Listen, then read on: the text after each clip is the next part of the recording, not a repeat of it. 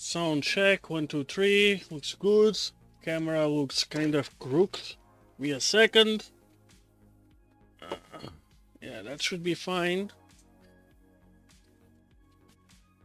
We have music, we have sound. Welcome everyone, sorry, I'm a bit late. I was cutting the stock. I think I have my speakers a little bit too loud. Yeah, looks better. How is everyone doing? Yeah, I'm tired. I've been working all day. I also had some fun doing some shooting. I just finished cutting the stock for the Milo, which is here. I can show there that mount of aluminum. Let me connect the thingy.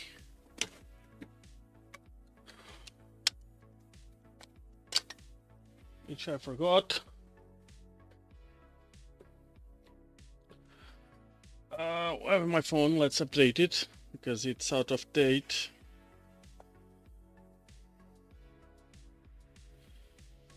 Where is it? iPixel. Ah, fuck you, love it. Hey Diogo, welcome.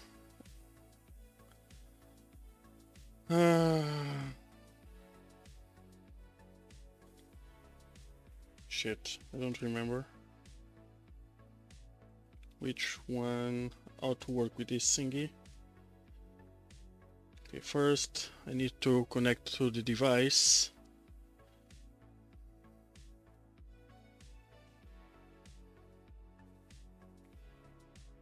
Okay. Now think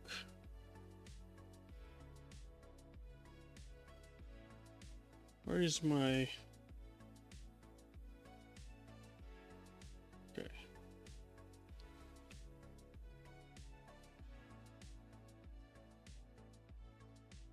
Nope. Text.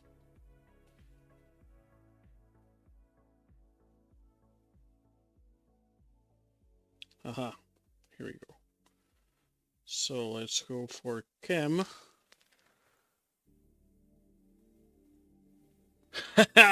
This is not my studio, this is just my workshop, so one of them. It's not a freaking studio, it's just one day maybe it will be a studio. And let's send it. There we go. Oops. Nope. Yeah, there it is. A little slower.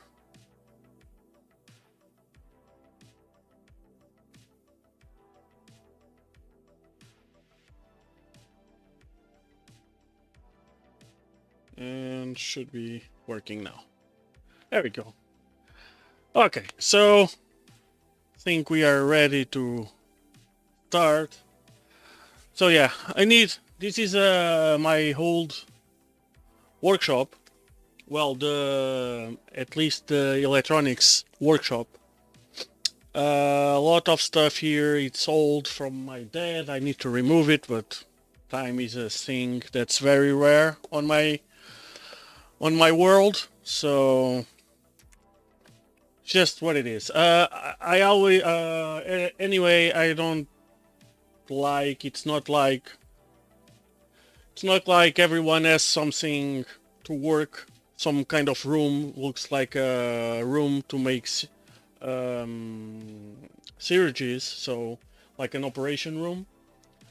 This is more realistic, but I want to give it a clean up when I can, but time is something that I don't have much. Anyway, how's everyone doing?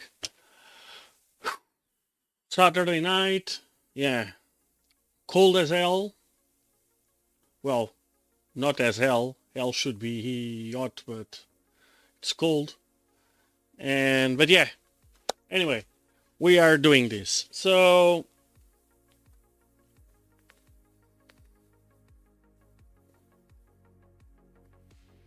exactly, something like that. So first, let me, as I said, I was cutting stuff pretty much until now, getting this stuff ready. So let me just put some stuff away that we don't need. So, goodies. I got some stuff. So let me aim the camera. Hey Beanie, how are you? So this is not Milo related, not even 3D printers or whatever related. So I got some stuff. Probably... Okay. Give me a minute. Or like a second. So I can set the other camera. Maybe like that. Let me turn it on. The ECUP camera. Give it some light. Jesus. Everything is dusty. It's not been used for a while, this one. Let's see if the ECUPs are gone. So, what can we do to make this better?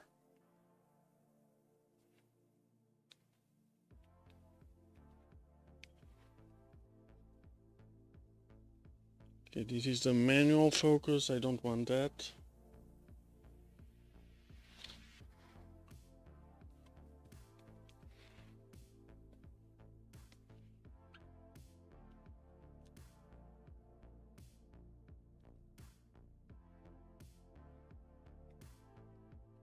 Okay.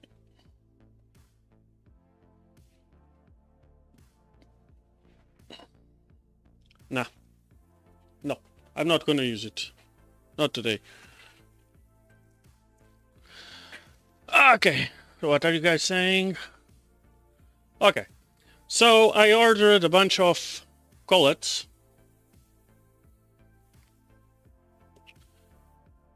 Well, in fact, I need a dimmer for that top light. Okay, so anyway, I got some collets, some ER11 collets. I supposedly are precision. We're gonna check them, how high precision they are. Okay, I'm gonna aim a little bit lower. So I got a bunch of them,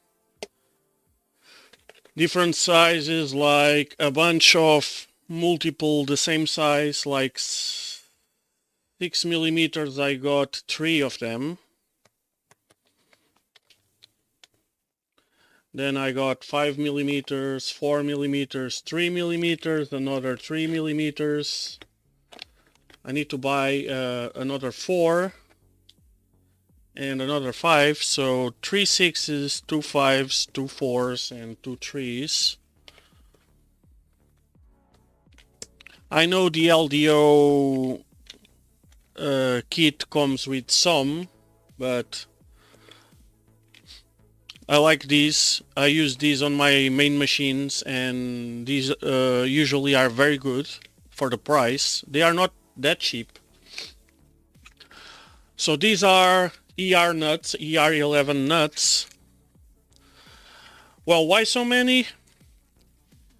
Because we never know. First, we can have a bad collet with a lot of run out or something like that. And I like to have spares.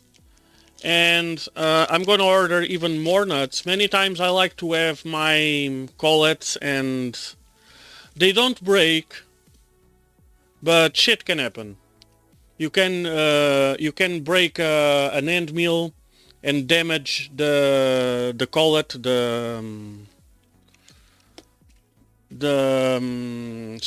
damage the part where the the end mill touches, and if you have a dink there, you're gonna create run out. So I like to have, I'm gonna order even more nuts. I like to have the tool ready, like the collet in there with the tool just ready to swap.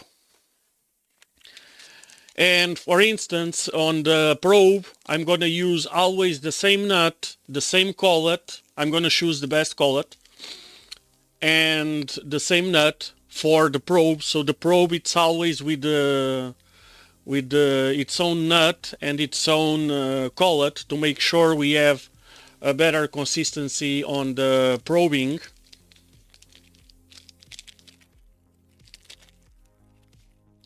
So we're gonna check. I ordered, but it's not here yet. But I also ordered a blank of carbide of 6 millimeters, a long one, so we can check the run out of the collets with that grounded piece of carbide. You can use a long tool. I actually have some long tools I could use, but I just ordered a blank. It's not that expensive anyway. It costs like $5. So I ordered 3 of these. So it's basically a straight, it's like a piece of stock from a mill, but that isn't the mill shaped or the mill cut. So it's a big grounded piece of carbide there that we can check in on the spindle and check with an indicator, a long one, so we have a bigger extension to check the run out, to see if the thing it's like that or if it's straight. So the bigger it is, the more amplified the error will be. So I got the couplers, the diaphragm couplers that I like. These things are tiny.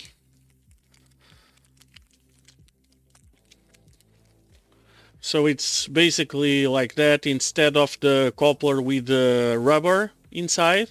So these have a smaller factor, smaller form factor, and they do the job of the misalignment, and they don't have the cushion that the rubber have. So that's why I like this one. These are steel diaphragm type couplers. I like these ones better. The original should be fine, but these are smaller, and for the modifications I think it's a win.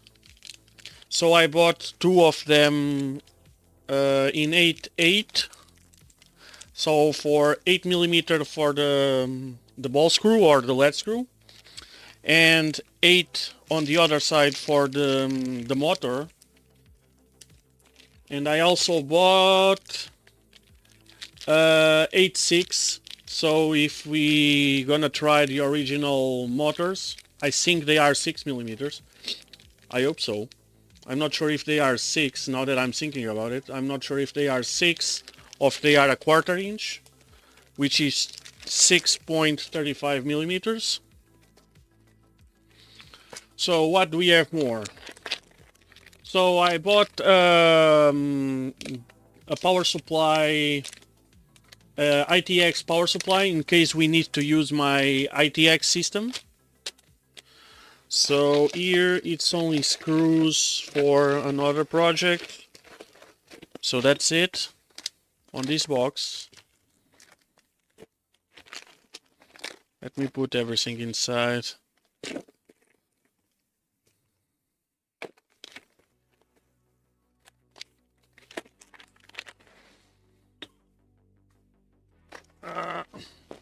These ones, let me check these ones. So these are my old Nemas, and they are a 1/4 actually.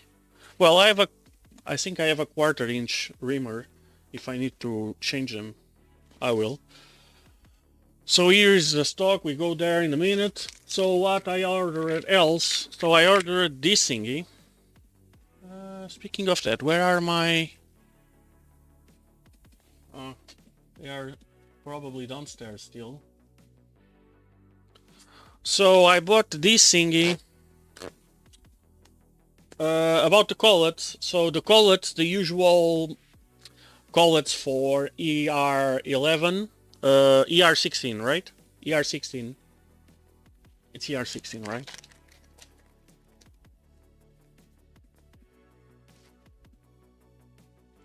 Yeah, ER16.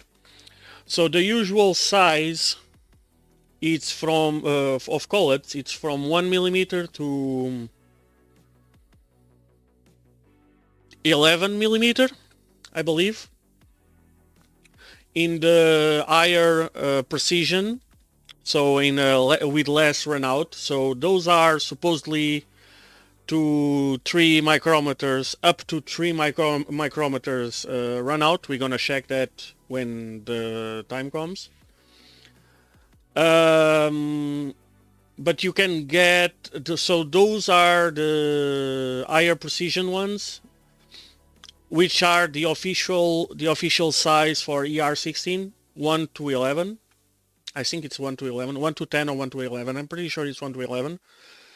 But you can get in a less precision grade, so to 8 microns. Yes, to 8 microns. So the collets usually are graded in A, AA, or AAA. The A grade, it's the worst, and there are some with no grade at all. But the first one, it's the A grade. A grade are, I believe, 10 microns runout, up to 10 microns. The AA grade, it's 8 microns, and the AAA grade, it's 5 microns, and those are 3 microns. So those are even, it's like 4 A's. But they are a special, I'm not sure they are shiny, so it is what it is. So, but usually they are very good. I use them on my main machines, on my big machines, so they are very, very good. So, as I was saying, the official sizes are 1 to 11, but you can get them in 12 millimeters with just less precision. So I couldn't find anything like this. So this is like a small face mill.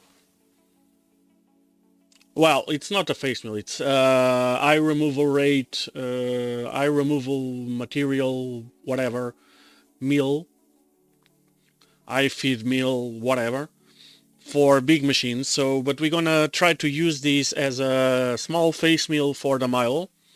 But these are 12 millimeters shank. So this thing is called the shank, where the shank tights on the tool. It's called the shank. And I couldn't find these thingies with a smaller shank. So I ordered a couple of... Hey, another CG, how are you? So I ordered this thingy. So this is supposed to do 32 millimeters. I can send you the link, Beanie. But again, you need to order a collet, a specific collet for it, with a little less precision. So these things have interchangeable blades that are called inserts, which are these thingies.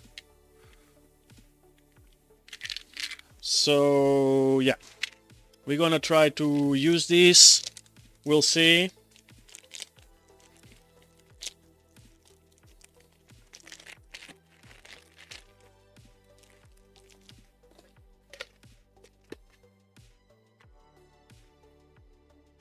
It's not exactly cheap, this thingy. This thingy costs like 35 bucks, I believe, with 10 inserts. I like these Corloy ones. I'm pretty sure they are fakes from China, but they are cheap and they work well on aluminum, at least. And since they are cheap, actually on my face mill downstairs on my VMC, I never swapped. They have two. We can open one. So they have two blades. Some have more, but this type of insert. So you can flip them. Let's see if I can show it. So they have one blade on the top, one on the bottom. So we can rotate them to use the second blade. So yeah, on my face mill downstairs, I was about to lie, because one time I faced the head of some stainless steel screws and the inserts didn't like that much.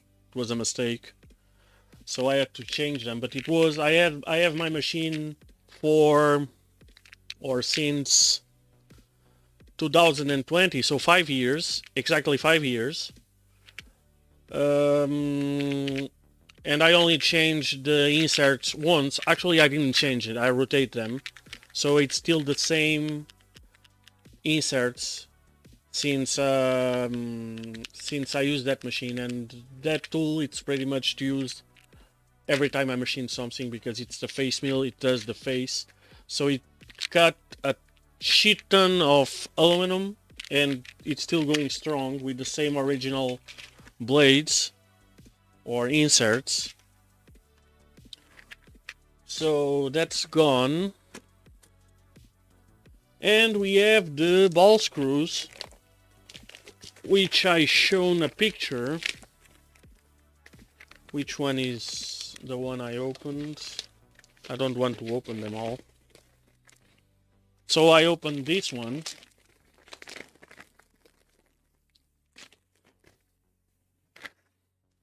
So this is the ball screw.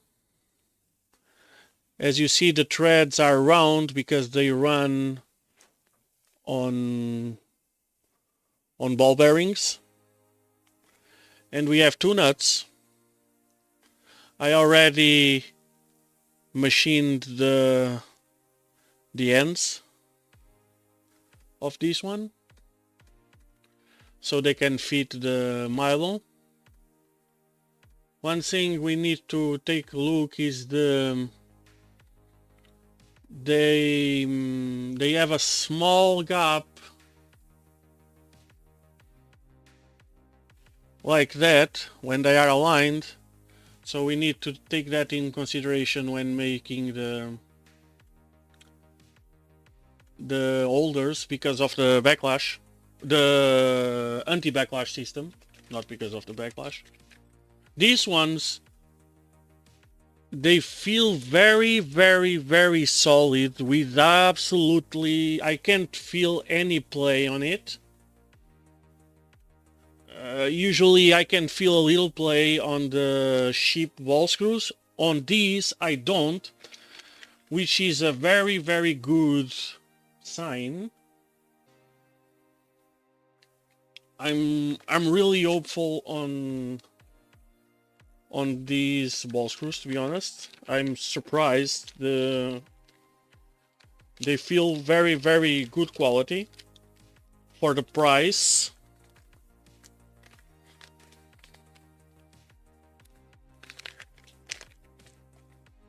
Supposedly these guys, from when I bought these ball screws, they actually fit the ball nuts by hand, and they test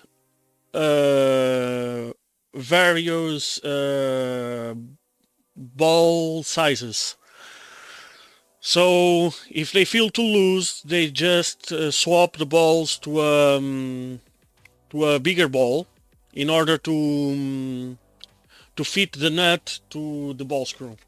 That's what they say. I'm not sure if they do actually that or not, because for the price of these things and the work, I know the work that it takes to fit the balls in the ball nuts, because when I do cleaning on my CNC router, I completely disassemble the ball screws and take out the ball bearings and whatsoever, because it's very dusty. I don't have covers on them, like decent covers, sadly. So pretty much every year I disassemble the whole thing and I lubricate I clean everything, I lubricate everything. And it's a fucking pain in the ass to assemble the ball nuts. So trying them with several sizes to make sure that they fit well. Well, they are shinies. They are paid in rice, from what I heard. So, I don't know. Maybe.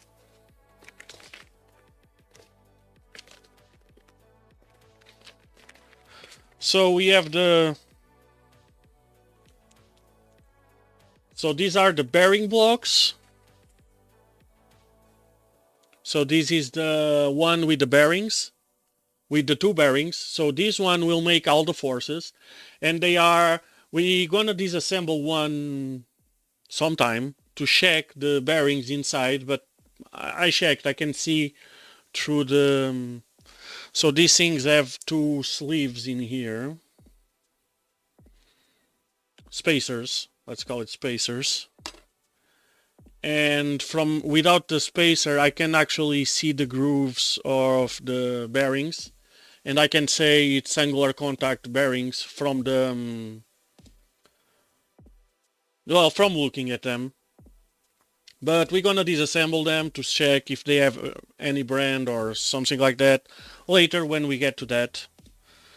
They look absolutely perfect, in my opinion. Again, for the price tag, couldn't be better. So this is the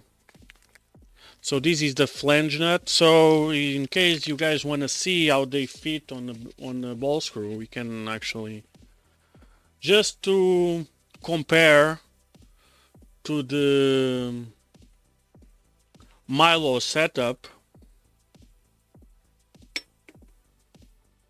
So if you guys remember the Milo setup, so they have the lead screw, they put a collar on, like a bracket on one side, then three bearings, I believe they are 3 or 5 or whatever bearings, radial normal bearings, and then another collar on the other side. So the collar, it's like just a bracket that you clip on with a screw on the lead screw. So pretty much you have to push one collar against the other to press in the bearings and attach the and tighten the second collar on the back of the bearings. That's how you preload the system, you see? Very scientific, very precise, just and tightening and whatsoever. On these thingies, so the ball screw, it's actually machined down and has some threads in here. So these pretty much, it doesn't matter the direction.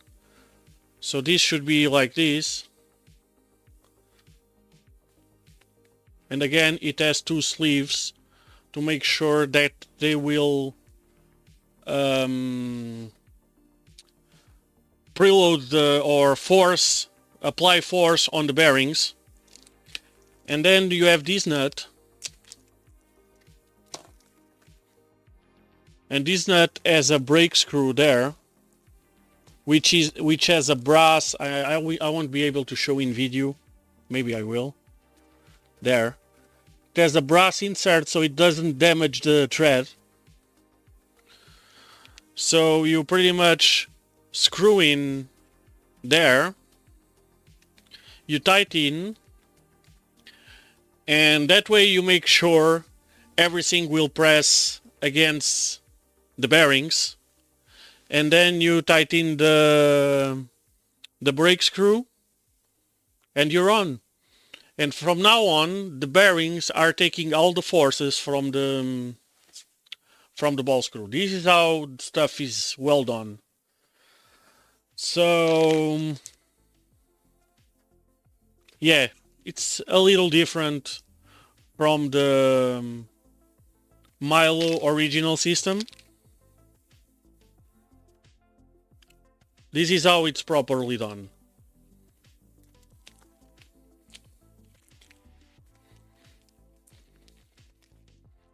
So let me disassemble the whole thing again. The machining is absolutely spot on. This is supposed to be a slight fit on the bearings, and it is. It's really no play at all. It's really nice.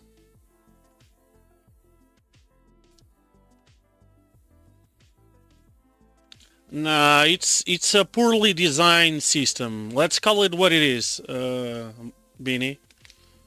It's not for starters. It's just, it would be way better if they put in some of this stuff, because this could be used with two nuts on the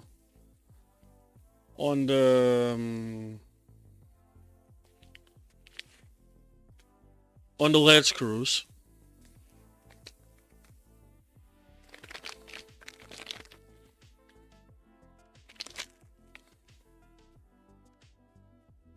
It's poor design. Let's call it what it is. Let's not bullshit anyone. It's poorly designed.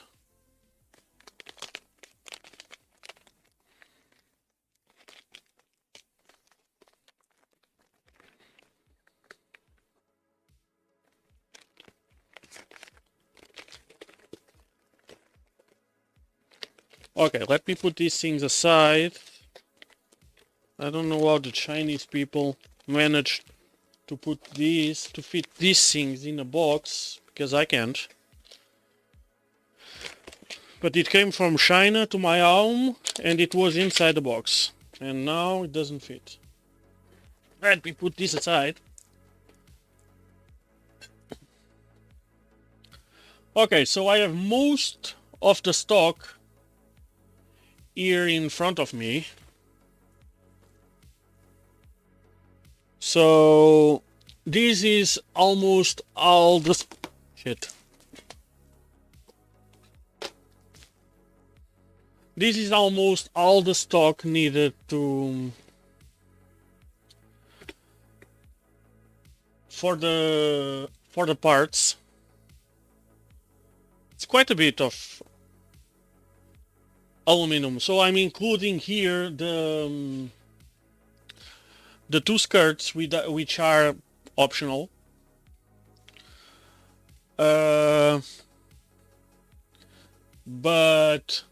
yeah, I'm sorry, I'm looking, this setup is weird because I have the camera there and I see the shot there, but it is what it is. I can actually move the shot to that window, to be honest.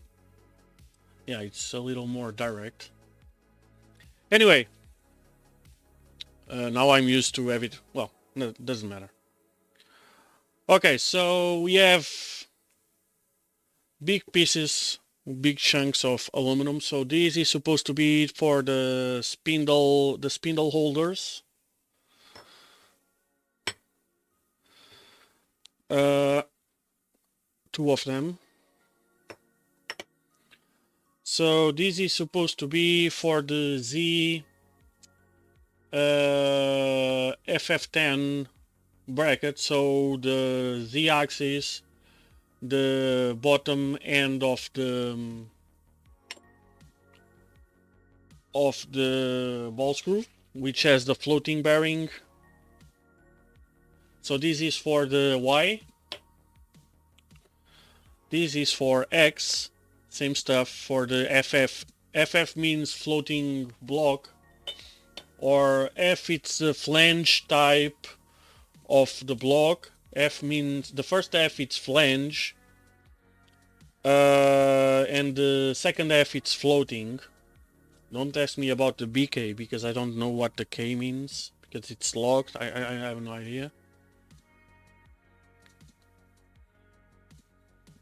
Yes, I will do. We'll go for the cam in 2 minutes. So this is for the Y motor. So it's the Y piece where the motor, well, actually this is not actually, well, it is, but this is where it's gonna get the FK block, the flange type K. It's the lock or the one that holds the forces block. So this is the same. So this is the Z. So it's gonna get the Z motor mount there. This is for the motor brackets on Y. So if you remember, we're gonna check in the CAD. The motors need to be spaced from the it's gonna be like that. So this is to make 2 parts, one in here, and then the motor comes like that. If you guys remember, it's supposed to be like that. So these are for those 2, they look like ears. For the Y, these are for the X. So this is for the 3 nut mounts. So we're gonna machine all 3 together. So this is for the X motor mount, and these 2 thingies, so these are 2, are for the skirts. There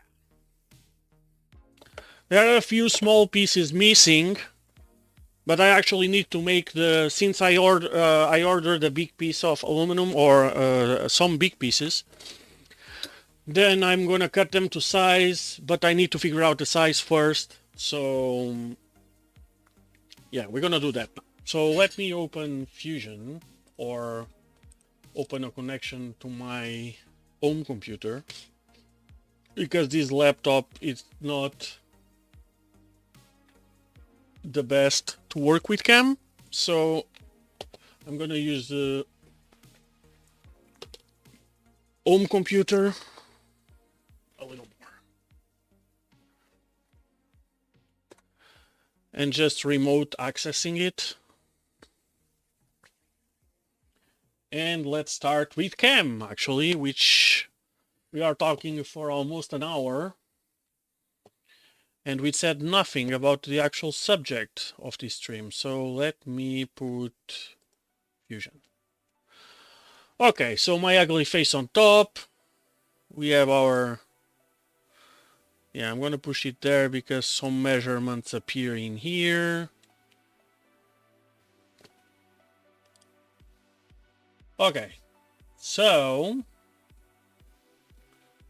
well, actually, maybe I can put this thing in here.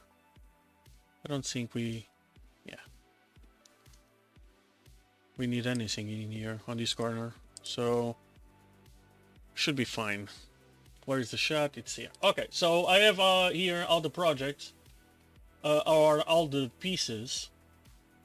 So maybe we can start from an easy one. Let's start with a skirt. Skirt looks like an easy one. Okay, so this is the CAD side of Fusion that you guys know, or should know, or probably know. So to go to the cam, we need to go here to manufacture. So as you guys know, we're gonna go from this to that, right? So unlike 3D printers, So in 3D printers, you just upload this to the slicer, you slice the parts, and you send to printer. Pretty easy, right? CNC, it's a little different. I know I actually meant to try them, but I had no time yet. There are some AI plugins for Fusion already to do the cam, and they supposedly work quite well. But we are here to learn how to program, not now to learn how to use AI to program. So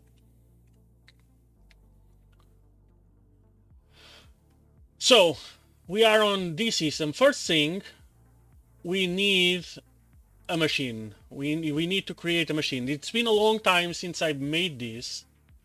You don't actually need to create a machine, I'm lying. You need to create a setup, but it helps if you create a machine first. So if you go here to machine library, you can create a machine, supposedly. My machines, yep, okay. So here it's where you want to create the machines. Local, it means it's going to create the machine on this computer alone.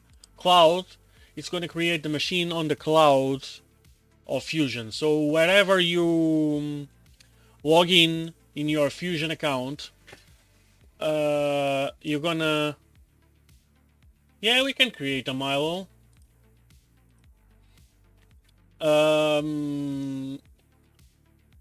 As I was saying, on the cloud, you're going to create on the cloud, on Fusion Cloud. So every time you, on any computer, you log in with you sign in with your account, you're going to have access. So I highly recommend you to make it on the cloud, but I also highly recommend you to make backups. So usually I have it on the cloud, on Fusion Cloud, and I back up to the Dropbox account or a Google Drive or whatsoever, that stuff. So then you can import it if by any chance the Fusion servers go haywire or whatever. It happened to me not too long ago, and I had to actually recover from a backup. Okay, so you're gonna create a machine. If you don't have a machine, you need to create. In this case, we're gonna create a milling machine. It's not absolutely necessary, as I said. It just helps. So you can create it. Vendor. How is it called? The brand of the Milo? They call it Millennium Machine Works, right? So let's call it MMW, Millennium Machine Works, model Milo. You can put V1.5 or whatever, you can call it motherfucker, doesn't really matter. Description, generic 3-axis, you can create it with 4-axis. You can call it, well, you can put whatever you want in here. Let's leave it like that. Capabilities, so we have it's just milling. Well, supposedly it's just milling for all intents and purposes. Automatic tool changer, nope. Hello, Mayoresh. Welcome. Supports to preload, no. Number of tools, 100. You can leave that because that's the... You can put more if you want. Max feed rate, so here it's where you define the limit of the machine. Let's say, I have no idea, we have to build the machine first and do testing to see the capabilities. I'm gonna put 2000 millimeters per minute, which is pretty high for this machine. Probably this is just to make sure if you by mistake define a tool and you have more, you write more than my cousin. I should answer him, but let it be. Otherwise you're gonna keep talking.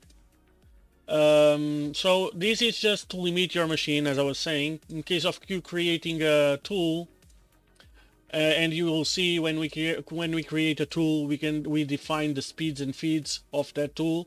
And let's say you make a mistake and you put 3000 instead of 300 millimeters per minute, and this way the post processor will always limit the maximum feed rate of the machine to 2000. It's probably too high for this machine, but let it be. It doesn't really matter. This doesn't really matter. To be honest, I don't even know what's this. Yeah, synchronized axis. It means it interpolates the axis. I have no idea what's this. Rapid interpolation mode TCP on tooltip.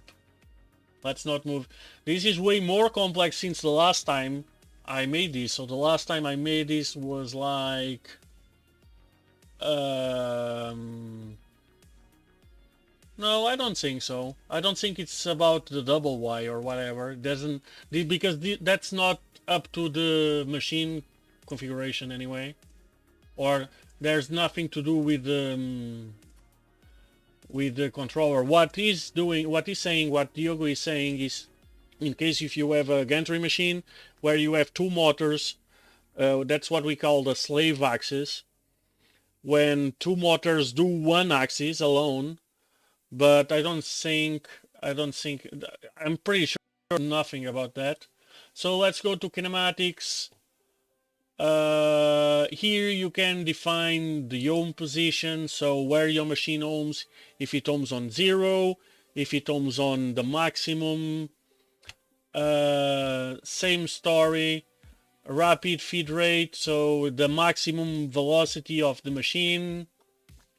Max feed rate, it's the same feed. When we say feed rate, it's cutting feed rate, and when it's rapid, it's moving. So when you are moving from one point to the other to position the tool to start another cut, so here you want to move as fast as the machine can handle without cutting. And feed rate, it's the maximum, or that maximum velocity that will allow the machine to cut. So ohm position on Milo should be on X is on 0, because on X it's on the left side of the axis.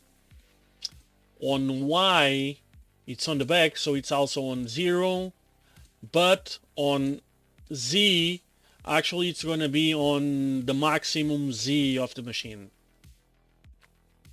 because it's going to be up there, not down there. It can be 0 anyway, but you'll always work on negative. It doesn't really matter. When ohming a CNC machine, it's not like a 3D printer, because you have your axis system predefined, and that's just useful for the ohming is just for reference of the machine itself, because when you start working on any piece, any part, you're gonna get another origin point. It's nothing related to the machine coordinates. Now, when you use fixtures, it's helpful, not in Z, but it's helpful to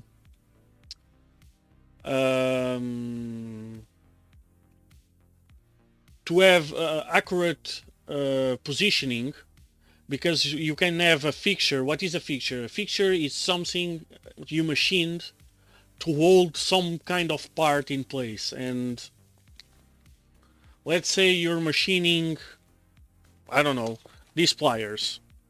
So you have some kind of fixture.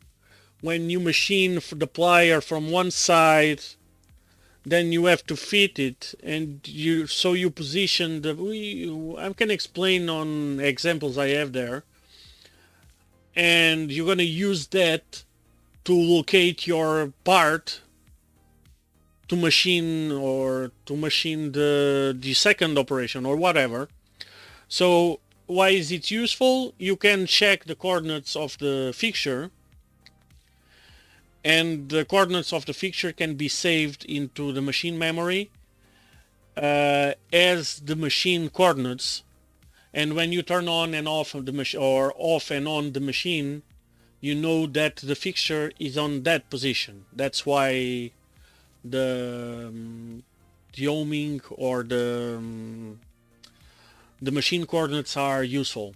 And for when you have tool changers, it's useful as well to know where the Z is. On this machine, it's not that important.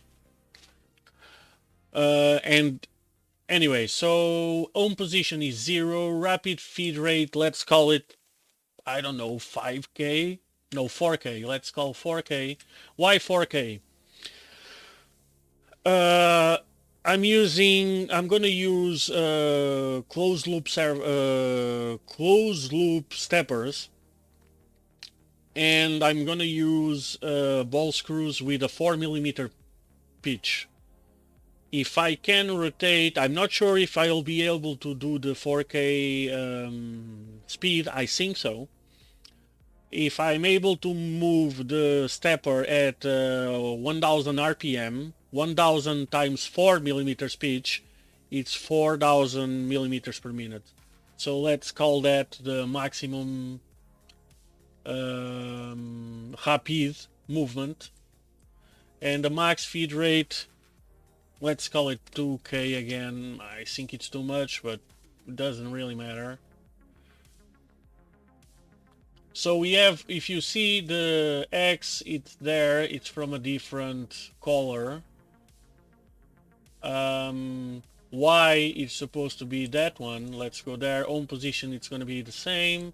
I'm going to call it the rapid feed rate the same. And the max feed rate the same as well. And the Z, I like to limit the Z more. So I'm going to put maximum feed rate of 1000 and the feed rate 2000. Z is pretty scary on CNC machines.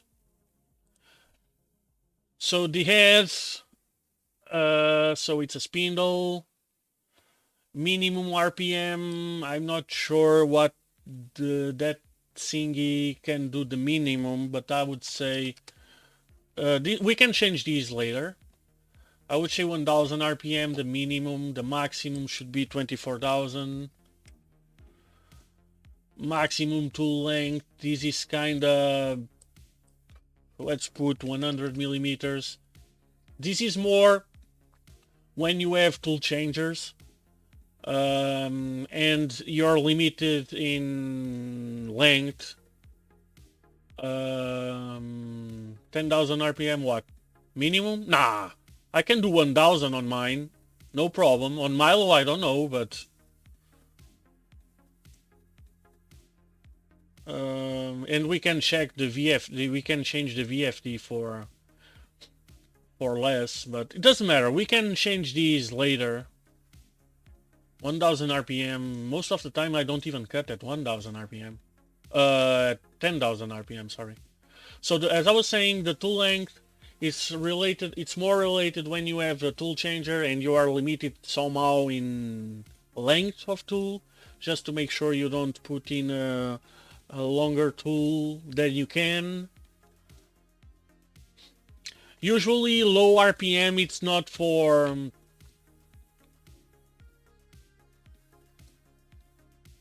didn't want to start spinning. Jesus.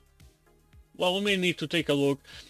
Because if you use, it depends on the probe. If you use, we're gonna talk about that. I'm not prepared now, but I can show. Let me open Brave. It depends on the probe you use, because there are probes that you need to rotate them. And if you use a wiggler with what we call, it's not actually a wiggler, but it's kind of a wiggler tool.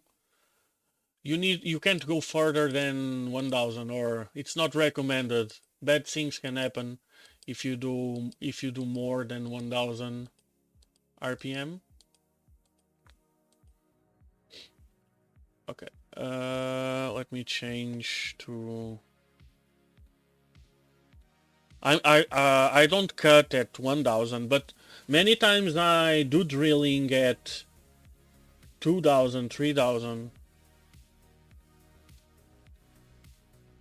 Brave.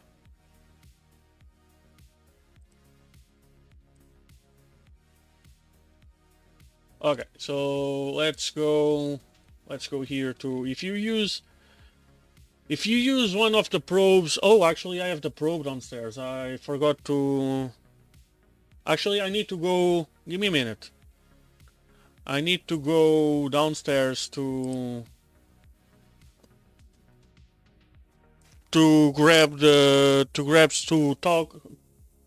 deliver a message, and I'm gonna grab the probe as well. So give me a minute.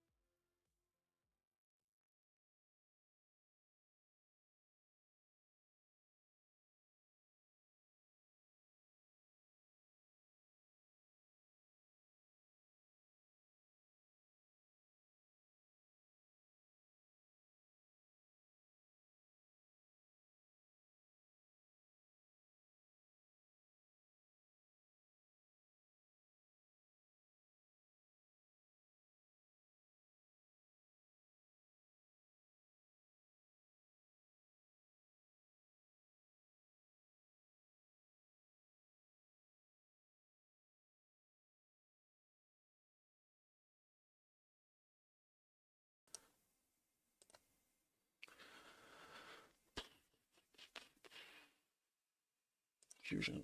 Okay, I'm back. Oh, music stopped. Why? Oh, because I forgot to turn on repeat.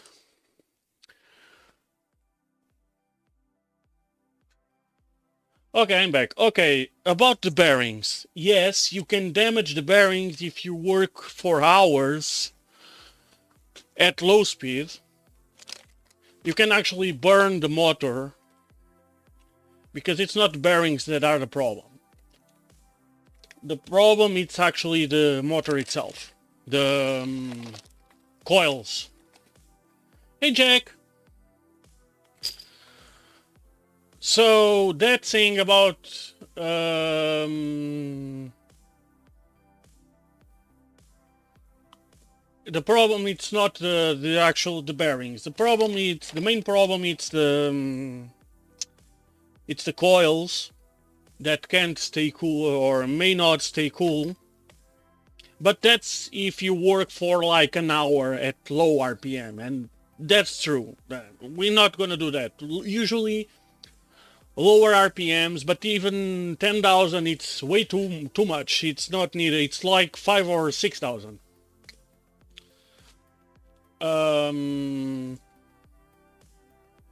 Anyway, if you... So I was about to show this. If you use one of these probes, which are rotating, so edge finder.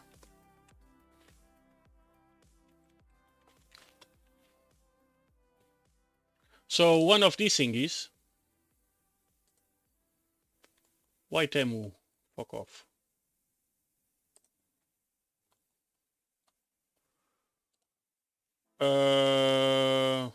Fuck images. Okay, if you use one of these thingies are pretty cool, but you need to have your machine running when using them, and you want them running no more than 1000 RPM, 1000, 1500, something like that, not more, because otherwise you're gonna have a bad time. And don't ask me how I know, because I ruined a few because I forgot to reduce the speed of the... I use this kind of probes on my router, and that's why I have it set to 1000 RPM.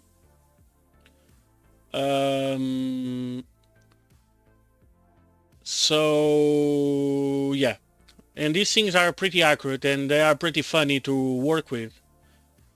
And you need to run at low RPM. So this thing it's pretty. Let me see if we can find a video of these things working.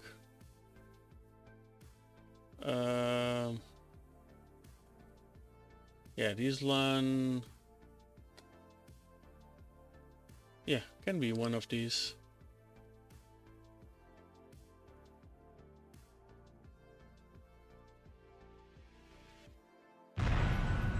Let's take the sound off. These things are pretty cool. It looks like the tool breaks. This is just 2 blocks precision ground with a spring. In this case it's double-sided, so these are 3 blocks and have a spring connection, the top 2. And basically you put them to rotation. Let's see the guy. See? So that's the, let me put it big. So it starts like that when you are off then you start moving, it gets pretty much lined up, and then looks like, see, it looked like it break. When it breaks, it means you got to pass right past the center of it. So the center, that means you are like, if this thing is 6 millimeters, that means you are 3 millimeters off the edge. So you can very, very accurately measure with these things. Don't get me wrong, you can get within cents or actually thousands of millimeter, so micrometers, with one of these. It's pretty damn cool when you jog it like 1 cent at a time, 1 cent of a millimeter at a time. You see it break from one to the other. These things are very accurate. But it need to be, the spindle need to be rotating at low speed, like at maximum 1500 RPM.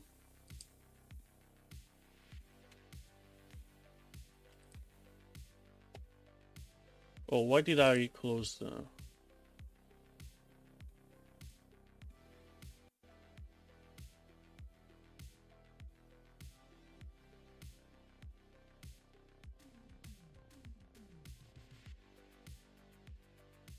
Okay, let me put this thingy in here like this. Why?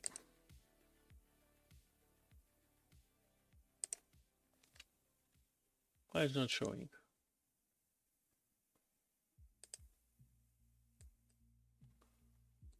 I have no idea.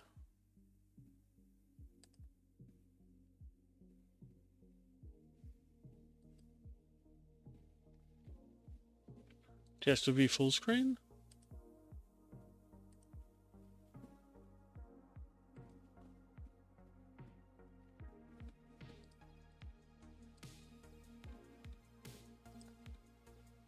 Ah, okay.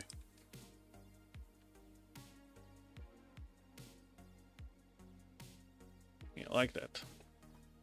Let's leave it there. And I need my shed again. And let's go to Fusion again. Okay, so... same story. Well, now I'm curious. Ah, range. Okay, so here... I believe it should be here. And we have advanced settings. Okay. Collision settings. These came along. It's way more advanced since... so I believe here the range, you should put the maximum of your machine capabilities. So minimum of 0, which is the homing position, maximum. I don't remember the maximum travel of the machine. It's like what, 300? 350?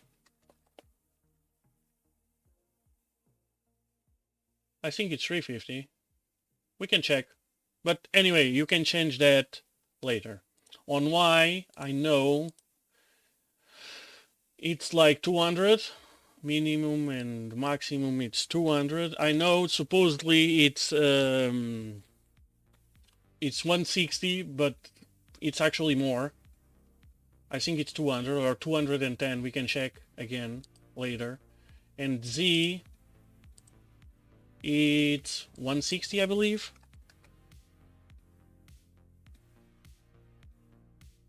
Well, this is something we can tune, we can fine-tune later. Okay. The head, same story, we can fine-tune the speeds, doesn't really matter.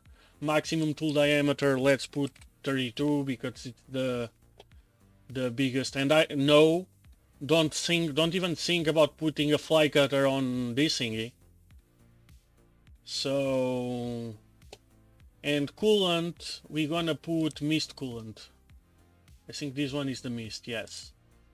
No flood coolant. So flood coolant, it's the water always running. Mist cooling, it's what I'm gonna use, which is just a mist. It's air, compressed air, mixed with some, like a spray, with some cutting fluid. But it's like a drop every couple of seconds. It's gonna create a mist, what we call a mist. Orientation along Z, that's fine. And okay, so post-processing. So now it's where the things get a little funky. So I have no idea. Fusion library. So we're gonna use, let's see, is it here, the Milo already? Let's check. Milo. Nope. I have no idea. We need to, I have no idea what to select here for Milo.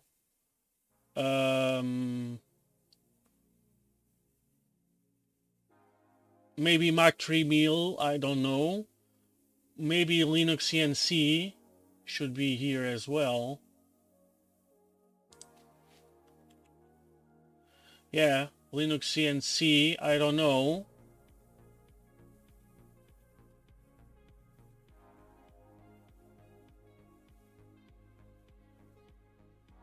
Okay, maybe the GitHub, because it's possible that you have the machine there and you can just import the machine. We can check.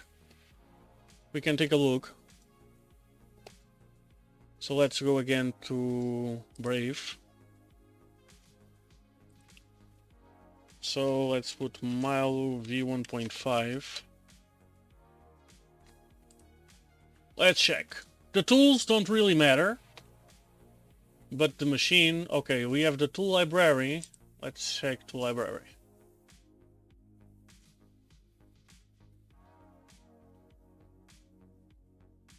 Okay, let's download the tools. I'm pretty sure this one is for Fusion. Yeah, why not?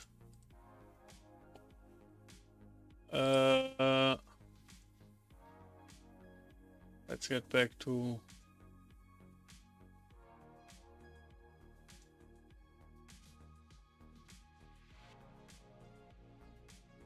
Okay, I need to put this thing on this side. Because on here I have the shot and... So you have the tool library.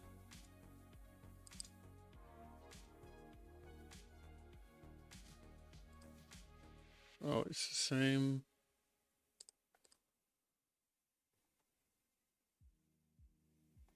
Nope.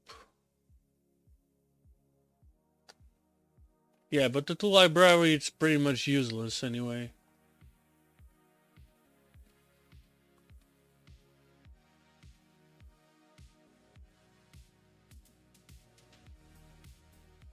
So in this case, see that frame there, that's a picture. That's something that was machined to fit some different parts, or...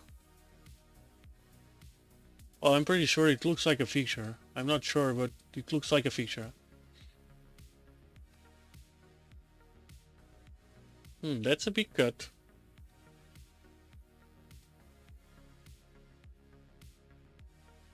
That's a big motor. It looks like the one I have on my machine, but probably mine it's bigger. I'm pretty sure they didn't put a 4 kilowatt motor on this machine, but...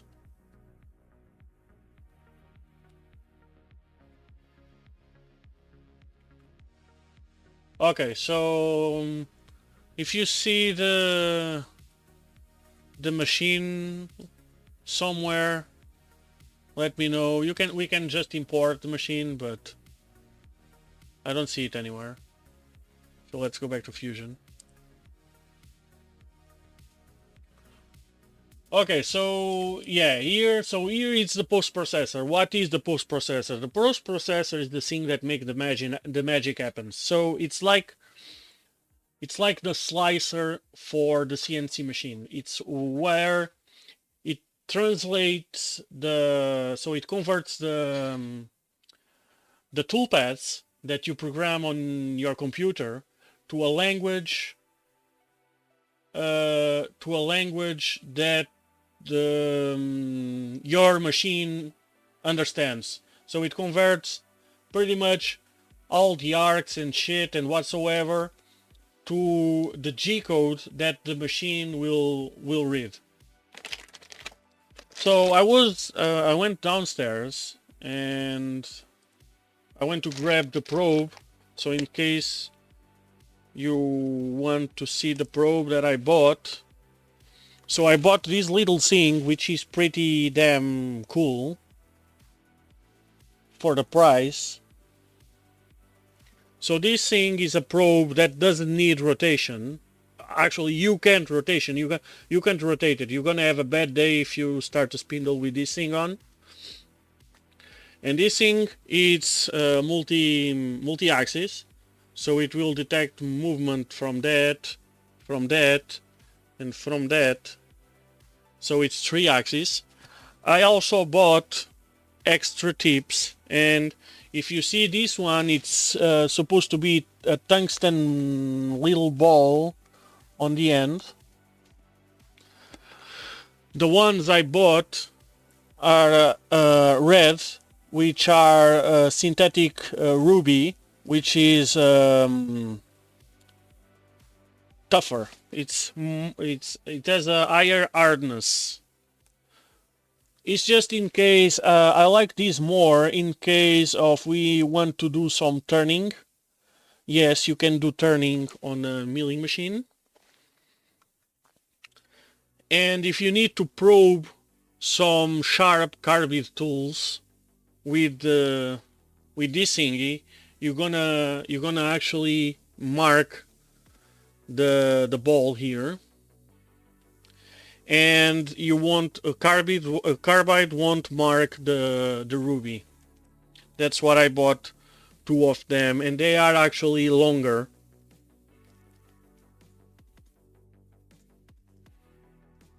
So this is just a screw-in tip. But I must say, these little things are pretty damn cool. And they are pretty cheap, if you ask me. These things cost like not even 50 bucks, I believe, or 60 bucks. But they are wired.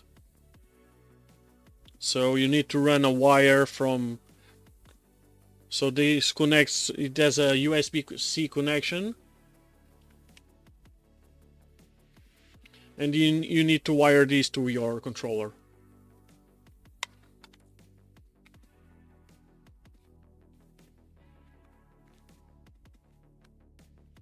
I looked into some stuff, some wireless stuff, but it goes from 60 bucks to 300 real quick, and that's actually a good price, because before, if you wanted something wireless, you had to go to something like Renishaw, and that's like a couple of grand there, like 2.5 grand actually.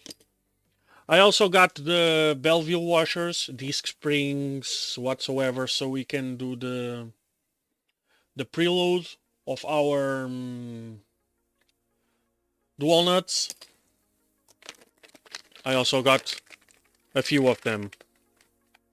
So guys, if you guys need kits, let me know. I need to sell this stuff.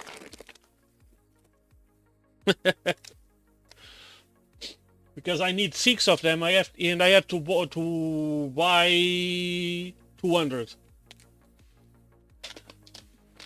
So yeah. Anyway, moving on.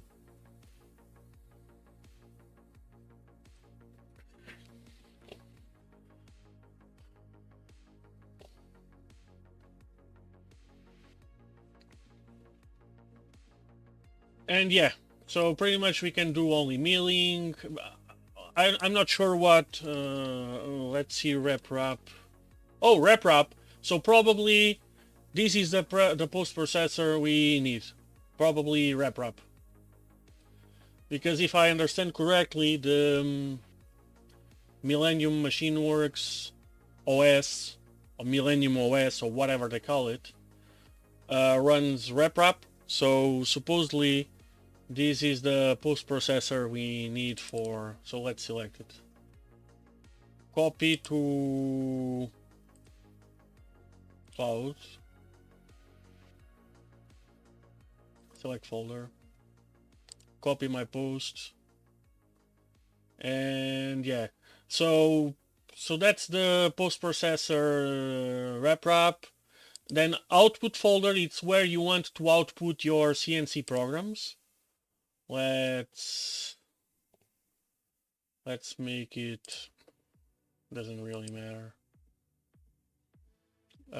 Work stuff, I'm gonna put it here, Milo G codes whatsoever. I'm putting all caps because I'm used to the controller of my VMC prefers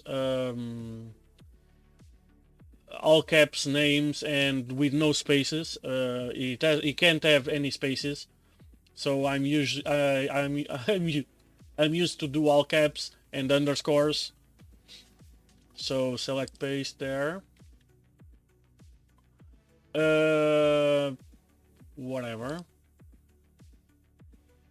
Machining time. So this is just for calculation of the, if you want to do like a quote or something like that, to have an idea of how much time it will take for your machine to machine something, you can adjust here the ratio of the simulation time, the tool change time, whatever. We can put tool change something like 1 minute, because a manual tool change takes time. Model, select machine model. Okay, so this is if you have a model of your machine. Actually, this is interesting. I never used this because when I first start using Fusion and I created my machine, Fusion wasn't capable of machine simulation. So basically, it doesn't simulate the whole machine. It wasn't able to check for collisions or something like that. Now you can, so you can actually make we can do this, a simple model of the machine, like the functional model that we used, we made. We can use it there to simulate the axis moving, the table whatsoever. If you have stuff on the table, you can include that in the simulation. I need to take a look out of stream to make sure if it's like that, but it probably is. And it's not that useful on this type of machine, but on a 5-axis machine it's very damn useful to make sure you don't crash anything. So that's okay, and that's it. And we have created our machine, and that's it. But since I'm gonna machine on my VMC, I'm gonna select my red beast. But that's for later. But yeah, we have the Milo created. Let me actually, since we are here, let me select this guy. And this guy actually, let me select the Miles lathe. Okay. Close. Okay. Not back to, but yeah. Okay, in order for us to machine, as I said before, so we're gonna start from this thingy, right? A big chunk of aluminum to get to this shape. So we need to create a setup. What is a setup? A setup is where you define the axis, the orientation of your part, and whatsoever. So for machining this part, I'm gonna start machining the back first. And then the front. So why? Well, a couple of details. So the most difficult part of milling, of CNC machining, it's to decide how to make your part, or even if it's possible to machine your part the way you want. Sometimes you need to adapt a part in a way that you can actually machine it. It happens many times you don't need some features there for the part itself, but you need the features to be able to machine the part. So in this case, so from here to here, we have 23 millimeters. So we have 23 millimeters. The way I like 90% of the parts I make, I order a stock taller than I need it, so I can hold it under and machine the top and whatsoever, and then turn it away and deck it out the rest, right? And I need at least, ideally, 2 millimeters on the bottom of the part to grab it. So I ordered 25mm stock for this machine, and this thingy is 3mm, 23mm. So I have 2mm spare. But the stock, sometimes it's 25.5, sometimes it's 24.5. It's not very accurate in thickness. So in this case,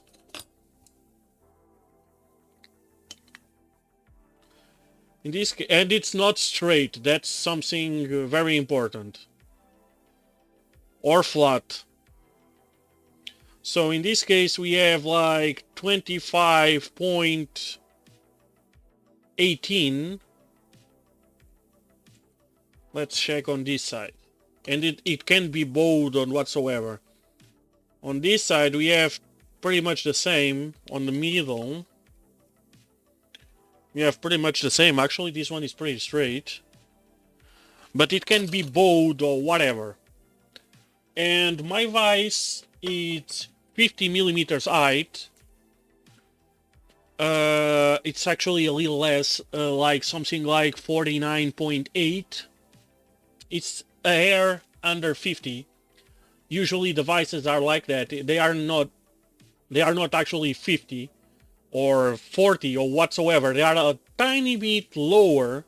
So when you use parallels, so parallels are like spacers you use under the parts to make sure they are called parallels, because they are parallel on top and bottom, and they come in pairs, and they are manufactured together to make sure they are absolutely parallel and equal, or the more equal as possible as they can be. And of course the price will tell how equal they are. Usually the higher the price, the more equal they are.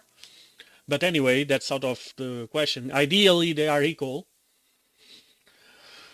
And so I use 48mm parallels. So I have like a 1.8mm grab of the part under. But in this case we have a chamfer there. So that means I don't need to machine the part right to the bottom, because I'm gonna cut this part away anyway, so I can use this extra height as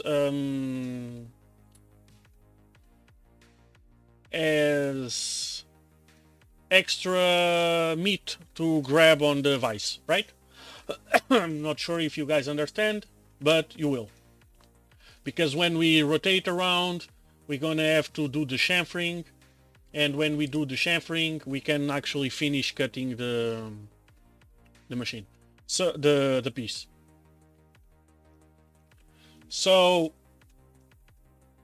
anyway, so as I was saying, I ordered a 25mm stock, so we're gonna create a new setup for this piece. And when we're gonna set the orientation. So we're gonna orient the piece. We're gonna choose here Z-axis and X-axis. So we're gonna select the Z-axis. So we want this part on top, so we're gonna select this as Z-axis. You see the Z, it's like that. On my machine I want to machine it like that, so this is the X. It's already selected, it's fine, but you can actually select this line to let it know, okay, I want this line as an X, and this is pretty much how I want to machine it. Sorry about that. So then we're gonna go automatically, if you have multiple bodies on the project and you want only to machine one, you need to, or two of them or three, or just you can go there to model and select the models. So you're gonna select the models that you want to machine. Fixture, we don't have a fixture, so it doesn't really matter. Stock So this is important. So now you need to measure the stock you have, or if you know the dimensions, you can just come here and put in the dimensions you have. So you have a few things, you can sell a few models or a few types of stock. You can provide a relative stock, a relative size box. Let's say a relative size means the stock is relative to your part. Let's say you have a 1 millimeter all around, and you have 1 millimeter on the top, and here on down here it will let you know the stock you need to machine the part according to that. Or if you have the piece already, you can go here as a fixed size box and you select the sizes that you want, the sizes that your stock have. You put it here, and then you put the model inside that that box as you want. So let me grab my tape measurement. I usually work with relative size box. So we have 346 by 72 by 25. Okay, so let's go to the relative size. So we have 46 by, so we have, if we do 1.5, I usually I forgot here on the setup here you see these Cartesian or this origin sign. It's on the middle. You can select that whatever you want. So this is according to the stock. If you want to select according to the model box, so the model box, it's pretty much a box that will fit precisely to the size, the maximum size of your part. It comes in handy. You'll see when it comes in handy for the second setup. So I usually start, when I start with raw stock, I use the stock box, and I set I set on the middle. Why on the middle? Because if your stock is roughly bigger than you select that your actual stock or your aluminum piece, it's a little bigger or smaller than you selected on your stock size.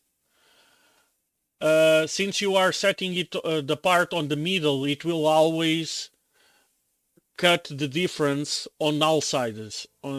So if it's longer, you won't have extremely big first cut on one side and a normal cut on the other side. Or if it's smaller, you won't have the risk of having a spare, cutting too much on one side and not having enough material for the part on the other side. So that's why I prefer, at least on the first operation, I prefer to have it centered. It takes more time to set up, because you only have to measure one side, the other side, and calculate the center, and probe the other side and the other side, and calculate the center. Or you can just machine, you can just draw with a ruler and a pencil. You can mark the center, and then eyeball it with a probe. But yeah, it takes a little more time to set up, but it's safer. I prefer to do it like this. So it's how I'm gonna do it. So again, but if you have multiple parts to machine, and you set a stop or a reference or whatever you call it, hard stop for the material, where you can just go there and touch it to, and you know when it's on that corner and against the vise, it's gonna be good to go. Again, when I have that, I usually do the center, and when I cut all the pieces I have to, all the stock for the parts I have to make, I put them all side by side on a bench, on a fairly square bench, or a fairly flat surface, let's call it that way, and I choose the smaller piece of stock to do that, and I'll do the center operation, and if it's good for the smallest one, I'm pretty sure it's going to be fine for the bigger one.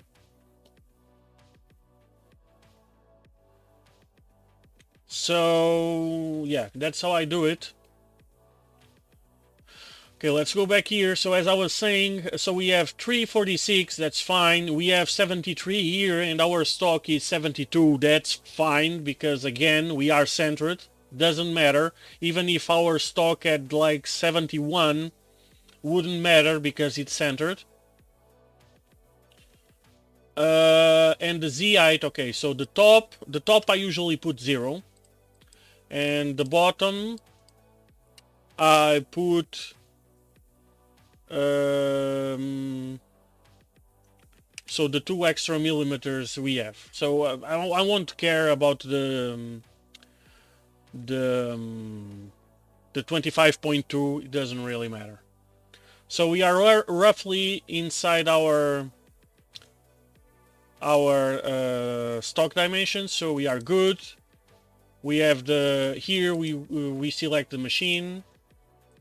It's just selecting the machine just facilitates, since you're on your machine, you have selected the post processor, so selecting the machining here just gonna make it easier when you do the post-processing part.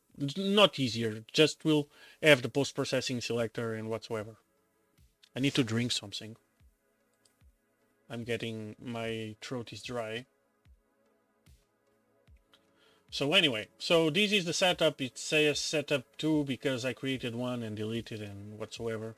Fusion, it's a little stupid like that, but it's fine. Okay, so first, what do I do first? Usually I do a facing operation first.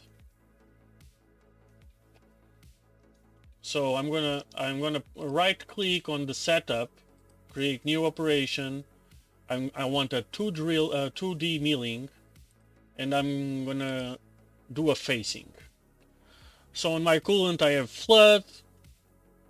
Again, since we have selected the machine, it will, in this case, if I selected the Milo, since we only selected mist, the flood wouldn't be available. Now I'm gonna go to my, so I have my cloud tools in here, and these are the tools I have available for that specific machine.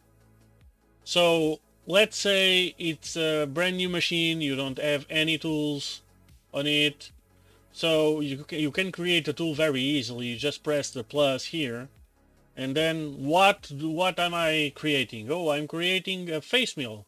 Okay, description. Okay, let's create. Okay, it's a, let's say we are creating the tool for the Milo. Oh, it's 32 millimeter, or a face mill 32 millimeter. Vendor, whatever, if you want to put the brand of your, this is useful for industrial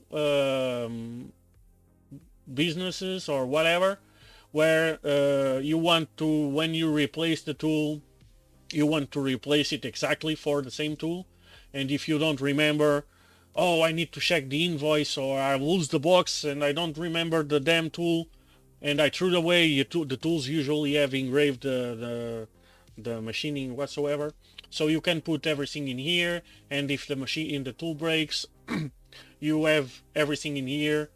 Just reorder. I'm not gonna do that. So type, it's a face mill. I'm gonna use millimeters. It's a clockwise spindle rotation, yes. Number of flutes, that thingy has 4 flutes. Material, it's carbide because what it counts, it's the blades. Diameter, 32. I'm not sure it's exactly 32, but let's say it is. Shaft diameter, let's put 12. Overall length, you're gonna measure the overall length of the tool. I don't remember. Let's say it's like 75 millimeters. So this is the tool that you have below the chuck, the collet, whatsoever. Pretty much it's before you crash anything into the work that is not the tool. So if it's 75, let's say you chuck it 40 millimeters, let's say it's 35 millimeters below the holder. Shoulder length, it's actually, that should be like 12, should be about right. Flute length probably is something like 10, I don't know, doesn't really matter because this is a face mill. This thing, you can actually take deep cuts with it, but usually you only take like half a millimeter, maybe 1 millimeter at a time. Corner radius, we would need to check the inserts. It should be something like 0.4 or 8, I'm not sure. Where is, let me check the...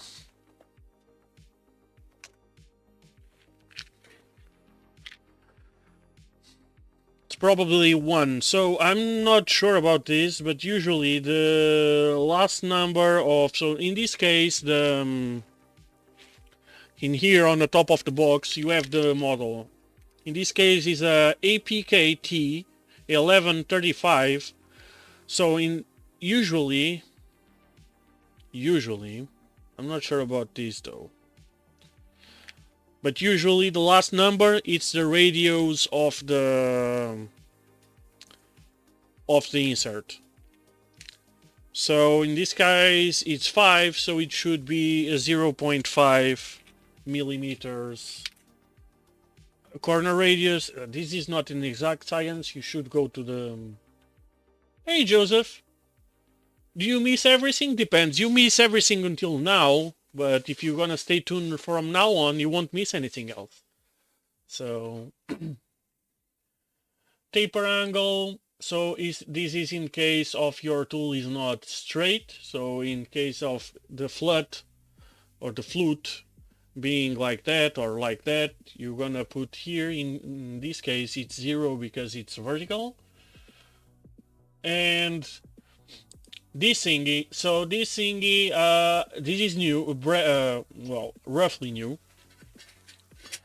So this is for ATCs. So if you have something like a BT40, BT30, an ISO 20, whatsoever, a block that a tool, some kind of tool changer that you remove one block and you insert another one preset whatsoever, and the machine knows everything, the offsets whatsoever.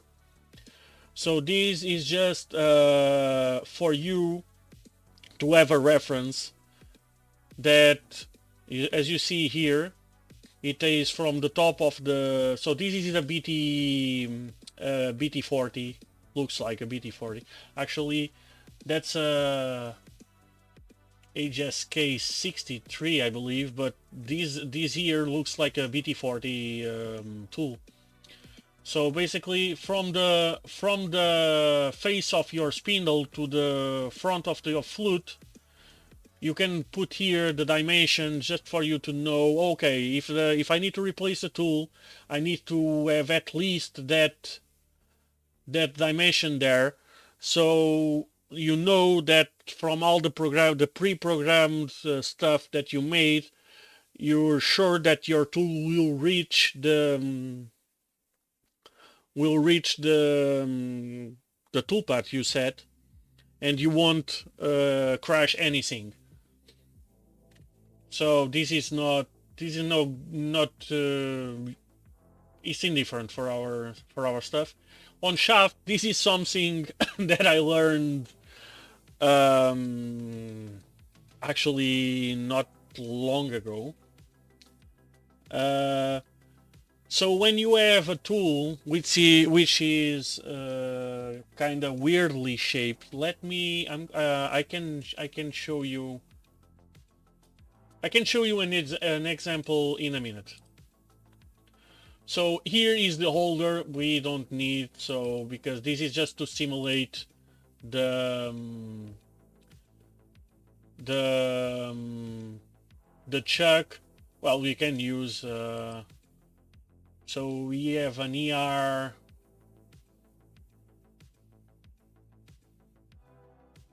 a ER16 C4. Yeah, this is fine. Should be fine. Select holder. So it just shows the ER16 type of thing. In this case is a BT40, so this is the BT40.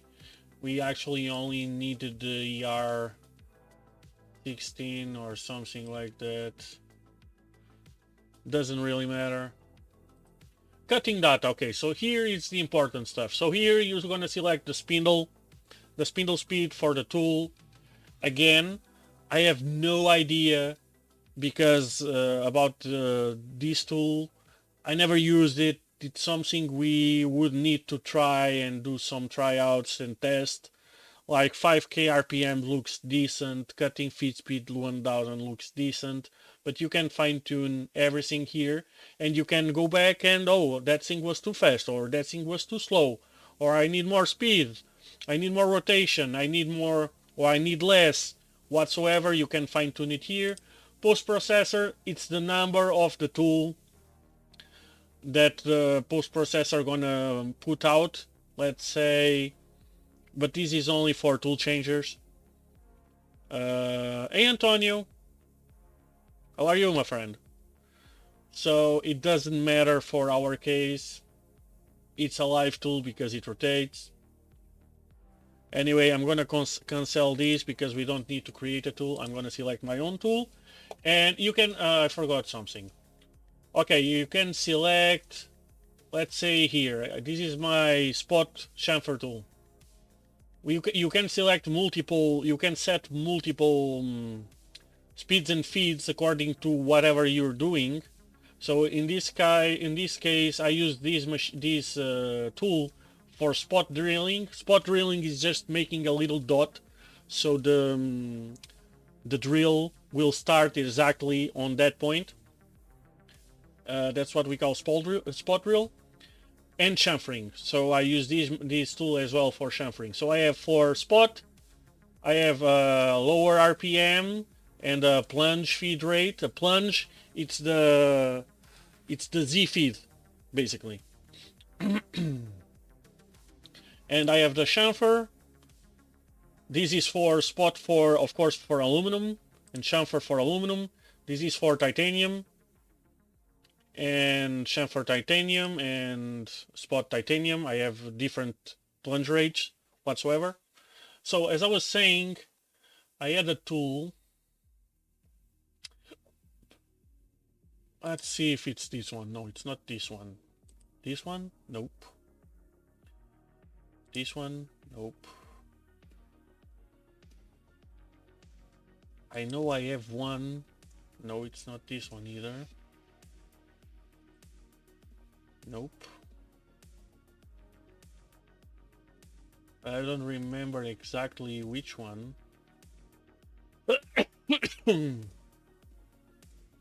Is it a T-slot? Oh, it's this one. Okay, so this tool, this is the form tool? No, it's not this one. Shit. Which one was it? Nope.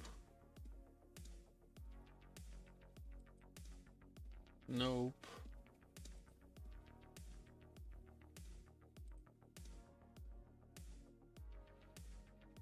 So this one, it's also formed.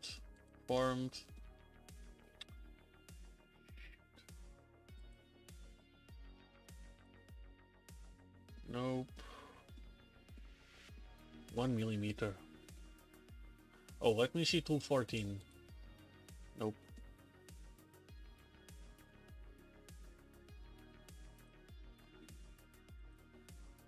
Nope. Nope.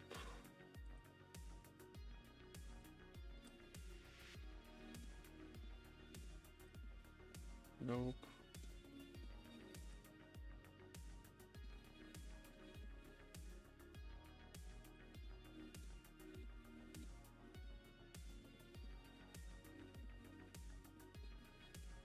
This is a form tool as well, yes. So form tool, it's a tool that you can shape. Like when it's not a regular type of tool.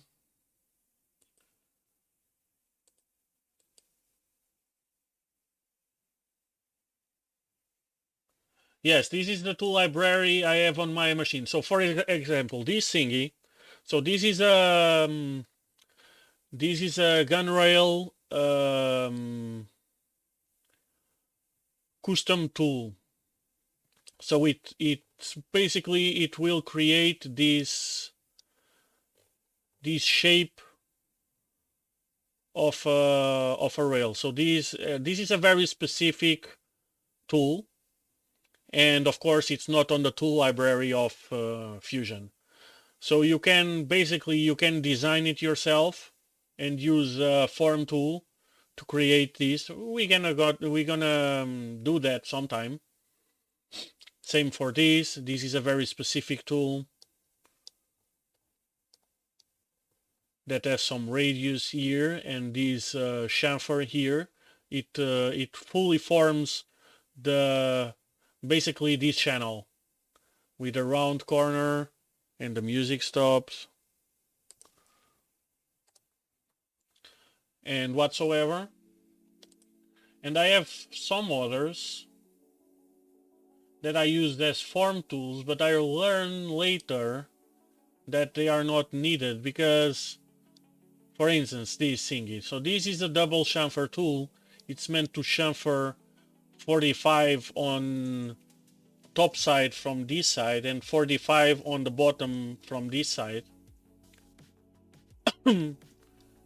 And it needs to be formed. And as these, sometimes these throats here are helpful for when you are using the tool to the limit. This chamfer may make the difference between you're crashing these into stock or not. So I need this stuff to be quite accurate.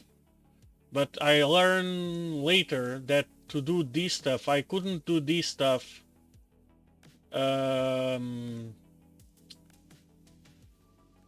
when we create a tool. So if we create a tool, let's just put like this. Let's select the cutter. Let's say the shaft of the cutter is 6 millimeters, but actually no. Let's say the cutter is 2 millimeters, but the shaft it's actually 6 millimeters. And the overall length doesn't matter. Let's put 50. Let's put can be 24 in here. And the shoulder length, this is the important part, it's like 5. The flute length it's like 3. So you see, usually this thing it's not like straight like this, it's like that. It has an angle, something like that, and that angle many times make a difference. And what this thingy lets you do, it's exactly that. See, you can put a height of, let's say, 10 millimeters, or let's say it's only, in this case, it's only 4 millimeters. And the upper diameter it's 6, but the lower diameter it's 2. Oops. What have I done?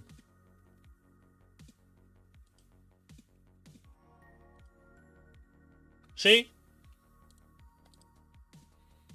And that makes a lot of difference. Because there are some stuff you can't do with the form tool that the actual Fusion engine doesn't let you to do some operations or some simulations with a form tool, and with this shape of tool you can do with the normal ball mill, because this is still a normal ball mill or ball and mill. You just define the shape. In here. How are you, my friend? I see you going strong.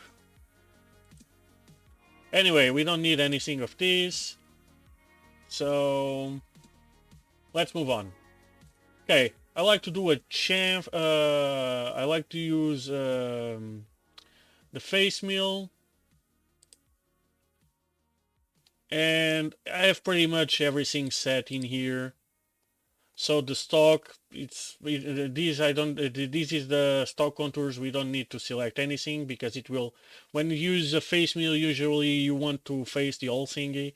If you want to, let's say nothing.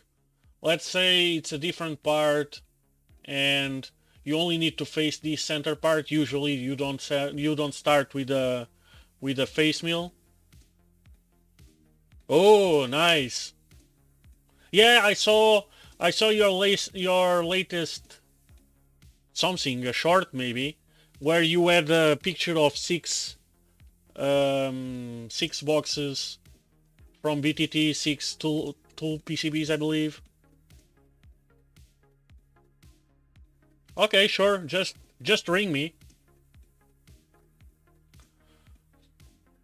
Okay, so as I was saying, you don't need to select anything because you want to face the whole thing anyway.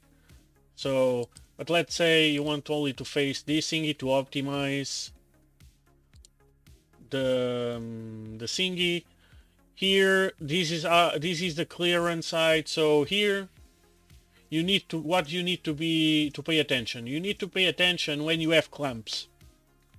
If you have clamps holding your tools, you have to make sure that your if you have clamps holding your parts, sorry, you have to make sure that your tools won't hit your clamps.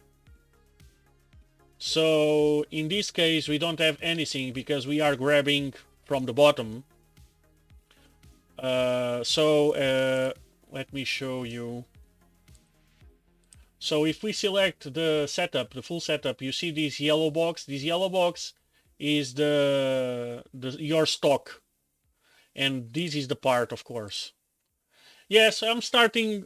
People are need to know how to program in CAM, so how to program the machining part of the making parts.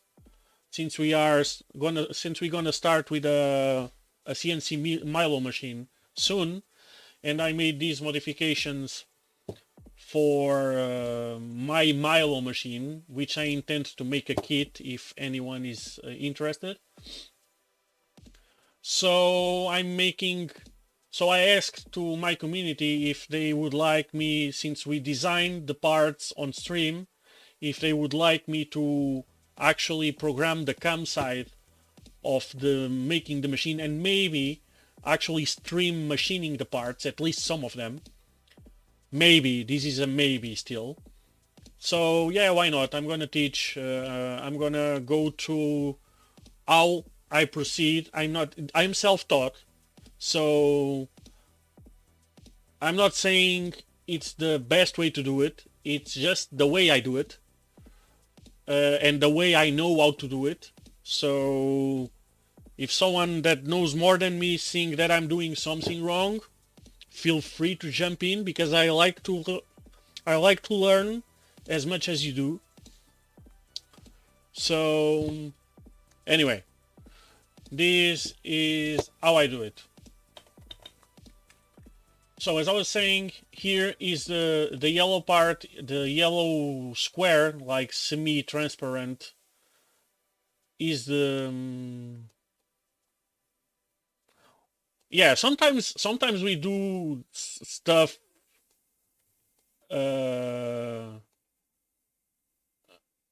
it's actually wrong because we don't know how to do it right. It works, but it's not how it's supposed to be. And okay, as I was saying, as you see, I have this extra on bottom, and this is where I'm gonna hold the part.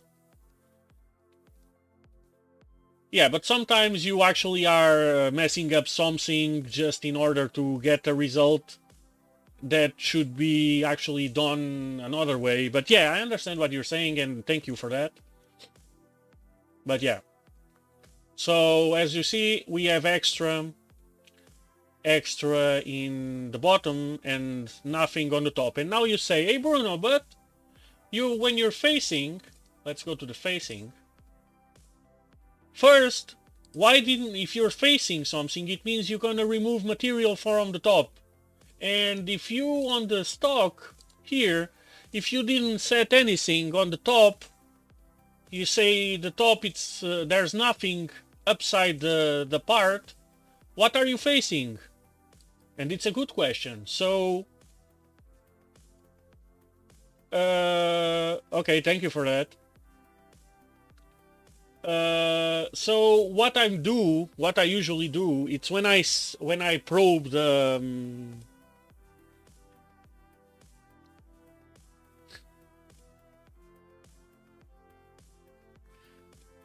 when I do the probing, when I probe Z, I actually probe Z like a few tenths of a millimeter lower. So that means when I probe, I'm actually saying, okay, if the machine probes, it beeps or whatever, stops at that point, I don't want the 0 to be that point. I want the 0 to be further down. Now, why that? Well, it's how I work. It's how I usually work. Yes, you can set like half a millimeter on top or 2/10 of a millimeter on top to have spare material to remove, so the machine already knows, oh okay, if it's here, it's not actually 0 according to the part, it's 0.2, but actually it's not. For the machine, it's 0 there.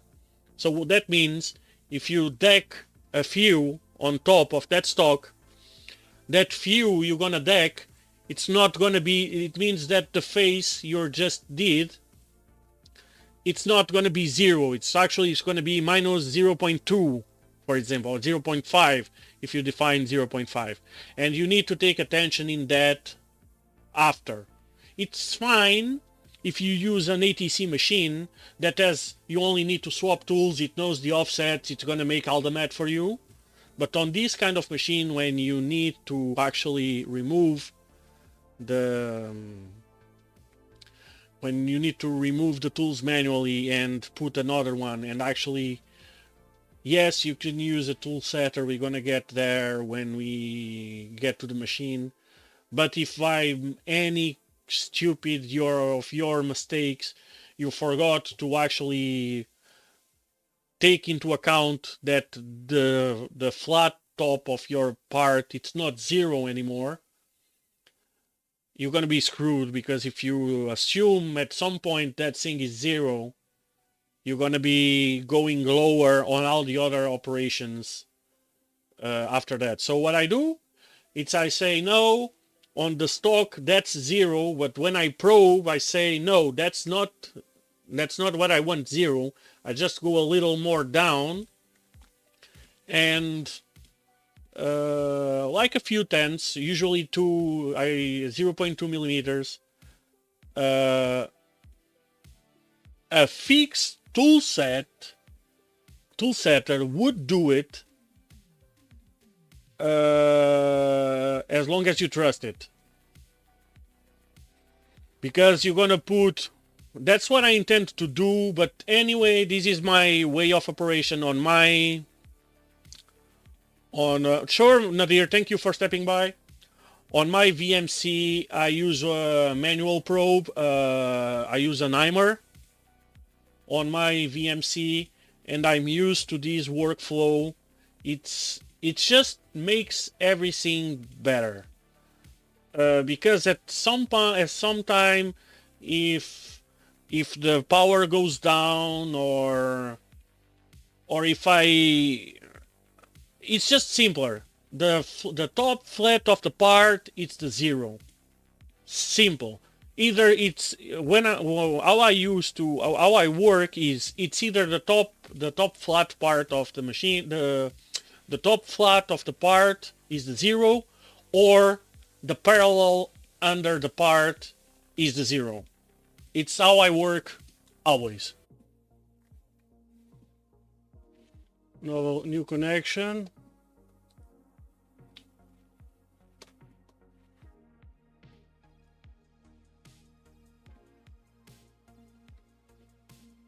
Am I up? It was my internet. My internet died.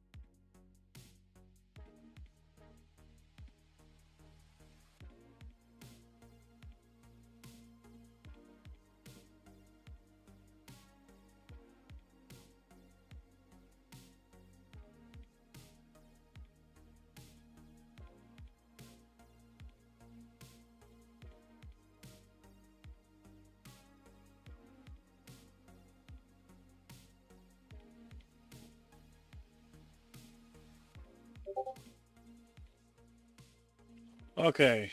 Can you write something on chat, please? Just to make sure my chat is working.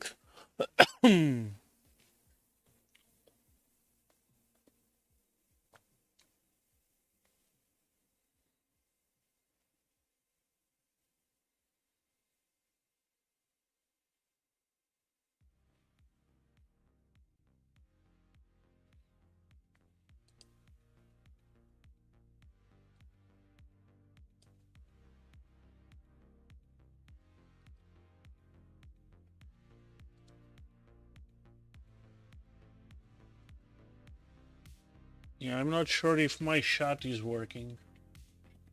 And I'm not even sure how. Let me try to close and open chat again. Chat. Oh, okay. I had to reload chat.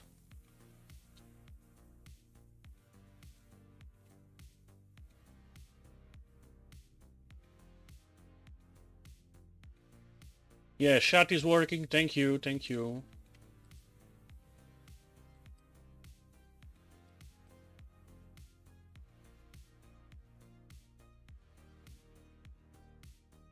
Okay, I have more stuff that I didn't add. Okay. Thank you guys. Test complete. Let me chat. Test complete. Okay. So what I was saying, I don't remember what I was saying. Oh, okay. I was talking about the spare stock on top or whatsoever. And someone, Diogo, I think, talked about the tool setter, a fixed tool setter. Yes, that works.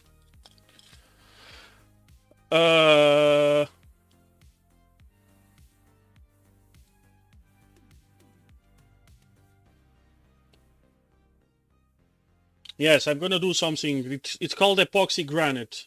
What I'm gonna use epoxy with sand quartz to make a great vibration dampening.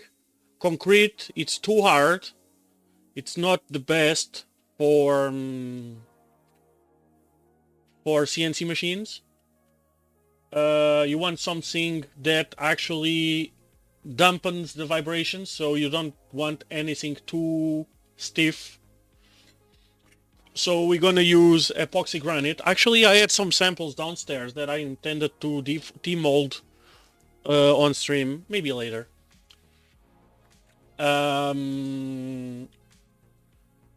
So yeah, but yeah, I'm gonna do something similar. It's what I made my VMC. I made my VMC out of that stuff.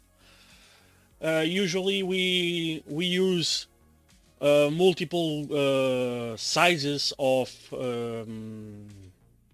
media. I think it's so we make an aggregate of sands. So we use like bigger stones than like gravel, and then we go for multiple grains of sand. So the idea is to have the least amount of epoxy as possible, and the stones filling most of the space. So when I did my VMC, I used like 6 sizes of sands plus gravel, granite. Actually, it was granite gravel. And I only used like 10% of epoxy overall. And that thing, it's monstrous. It's super duper strong. I made like some test blocks, and in order to break them, it took a huge amount of force. I had actually to throw the block against a sharp rock that I placed on the floor with a sharp edge on top, and I just smacked it. And when it broke, I actually saw that the granite gravel, it was rock something like this size, actually broke.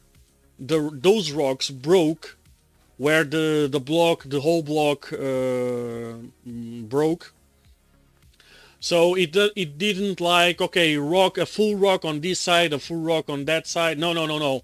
It just went through the whole blocks, the whole rocks in the middle. So yeah, it's amazing. And it took a lot of throwing in order to break that thing in two. So yeah, it's super strong, and it's elastic. It's plastic because of the epoxy. So it's great to absorb vibrations, which we want on a CNC machine. Okay, again, so about the top, leaving top stock, I'm not for it. If you guys want to do it, go for it. I'm not for it. I prefer to do zero like that, and just when I probe it, to give it extra few tenths of a millimeter, and do the zero actually a little bit on top. If I stream the machining, you guys are gonna see how I do it. So I don't use one of those probes, fancy probes. Well, it's a different kind of fancy probe that I use on my VMC. On my VMC, I use one of these thingies.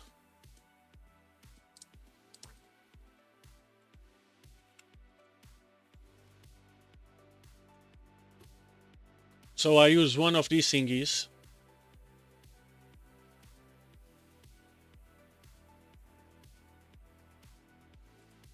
Okay, that says ours, but it's made by Heimer in Germany.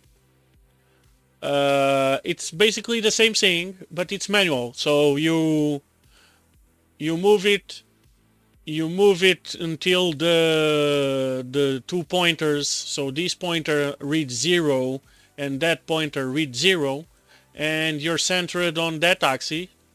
So it's multi-axis, just exactly like the ship probe we ordered.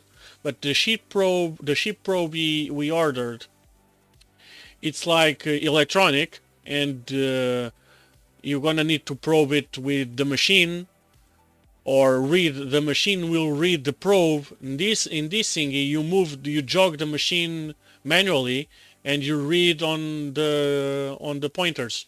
It's just a good way to spend $500, and if you break the tip, it's like $30, because that pinky thing there, it's ceramics. It's supposed to break if no, it's not supposed, it's gonna break if you push it too far on every direction. Yeah, and if you turn on the spindle, you're gonna have a bad day.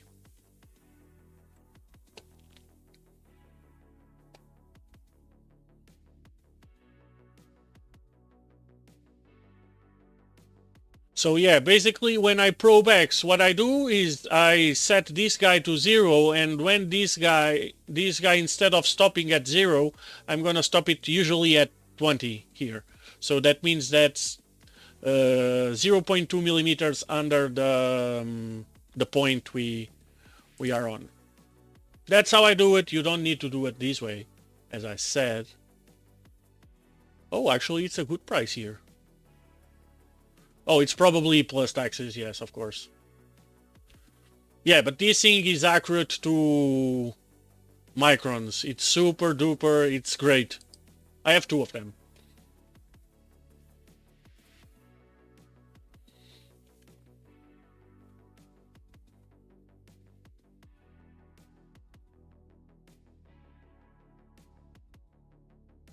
I don't think you can even use one of these on Milo, because the shank on that thingy, it's, I think the smallest one, it's half an inch, and there's a bigger one at so half an inch is 12.7, and you can get on Milo absolutely maximum of 12. I think, I'm not sure. It's a different kind of, it's different. It's completely different. It's completely different.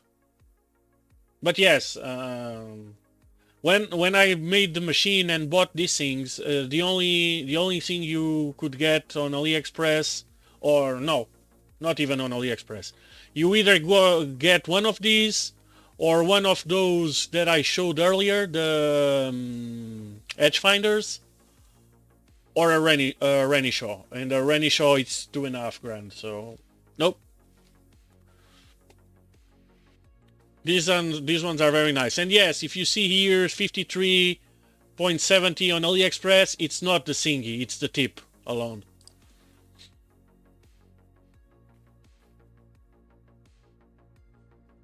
And I'm going to show you that I'm not joking. So that's the longer, and that's one of each. And yeah, as you see, if you go for the thingy, it's full price.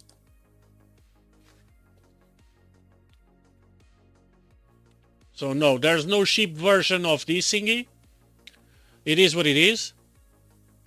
It's good and whatever. I have 2 of them, so, because don't ask me what happened to the first one.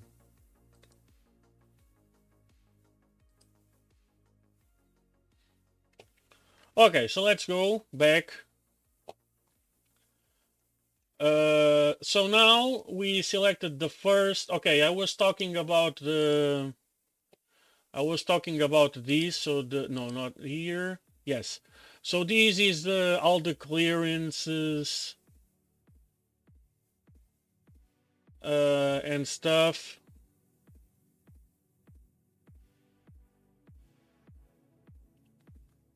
No, it wasn't spindle on. I actually hammered it. So basically what I did was, so let me open a picture of it. But I actually managed to repair it, so it's fine now. But what I did is I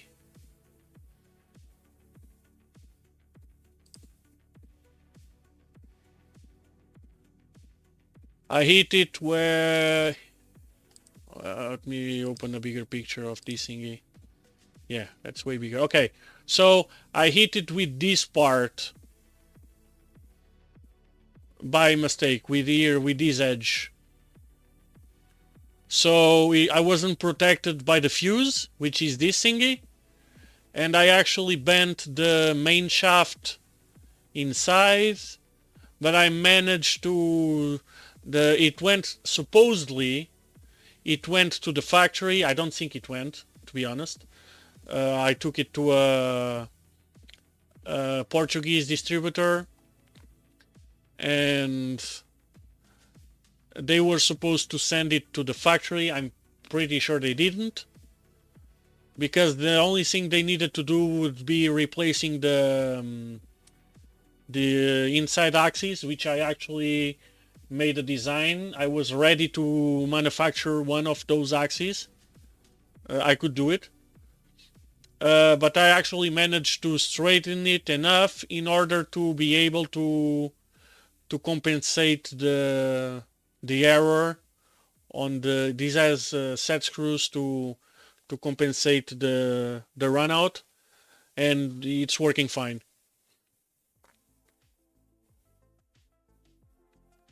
But yeah, it was a bad day for me. Then I actually ordered a second one, and it's living on my machine since then. And I have the other one as spare. Been 4 years now, I think 3 or 4 years. It's fine. 4 years. It was in 21. Yeah, exactly. It was in 21. Summer of 21. Okay, so we face it. So here it's the clearance height. If you leave the mouse on... Oh, sorry. Here. So if you leave the mouse on the on everywhere on the Fusion, so it's gonna explain you pretty much everything you need to know. Clearance height, you're supposed that this is the main one. Well, it depends. So this one you need to make sure that you pass through the clamps. If you only have clamps around the part, let's say if you have a clamp somewhere in here on the middle and you go from here to here, you need to pay attention to the retract height. The retract, let's say you're machining these two pockets. So the machine gonna machine this pocket and then gonna machine this one. So it's gonna travel from here to here or here to here, depends. And it's gonna pass through the middle. Let's say you have a clamp here. You need to pay attention about the retract height. You need to make sure that the retract height goes high enough to pass through the clamp.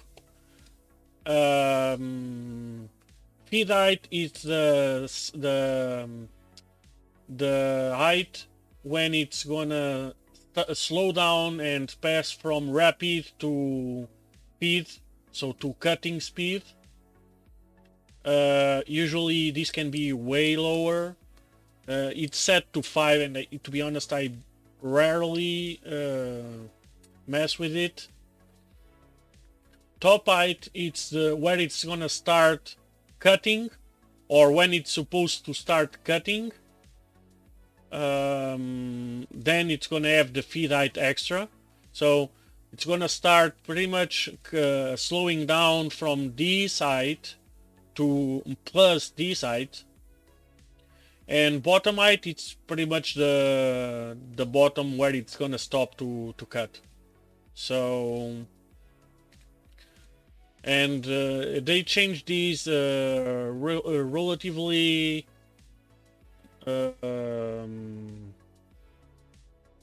shit. The word is not long ago. They changed this. I liked it more how it was, to be honest. But now it's a bit more complicated, I believe.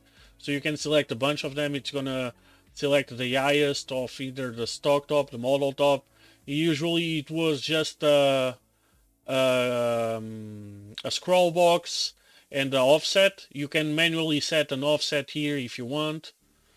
If you want, let's say if you want to machine, you are making an adjustment and you don't want to mess with the design, you just need to machine something a little deeper than it's supposed to, you can go here and just do, okay, I want it to be 0.5 millimeters lower, so you do a negative 0.5, let me put a 0, it's less confusing, 0.5.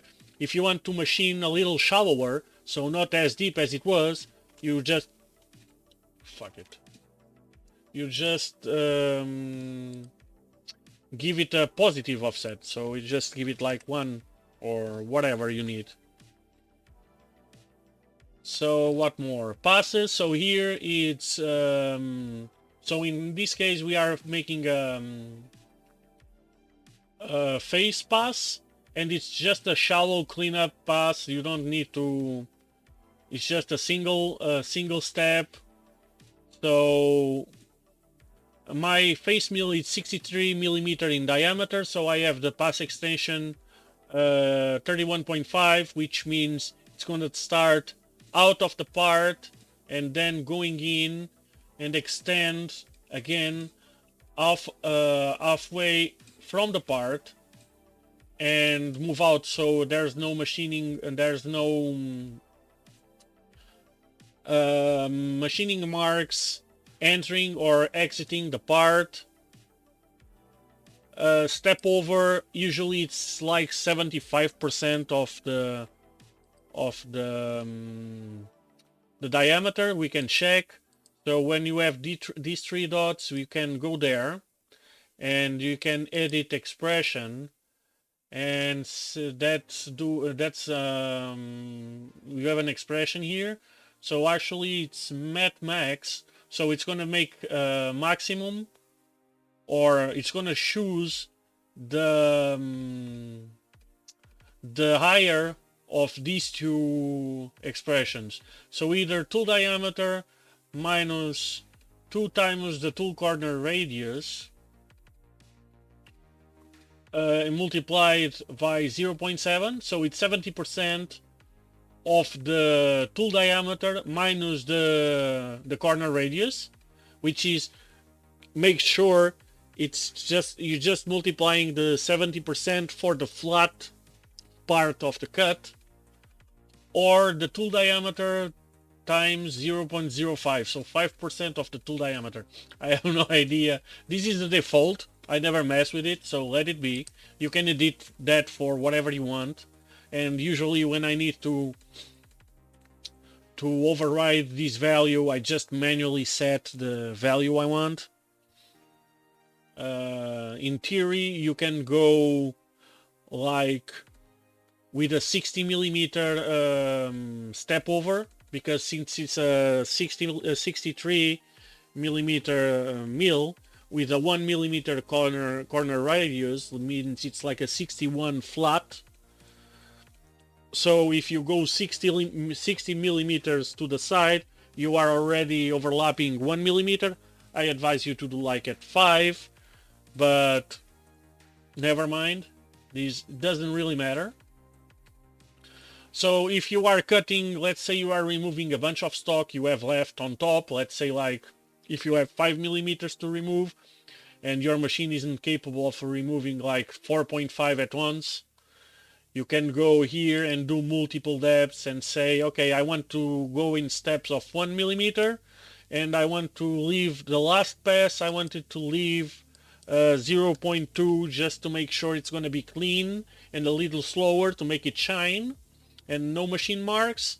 You can do that here. It's going to take decks of 1 millimeter, and when the last one, it's going to finish like 0.2 millimeters higher than your desired height, and then gonna do a last pass slower or faster. If you want to, you can override the speed here and just do a finish pass of 0.2 millimeters.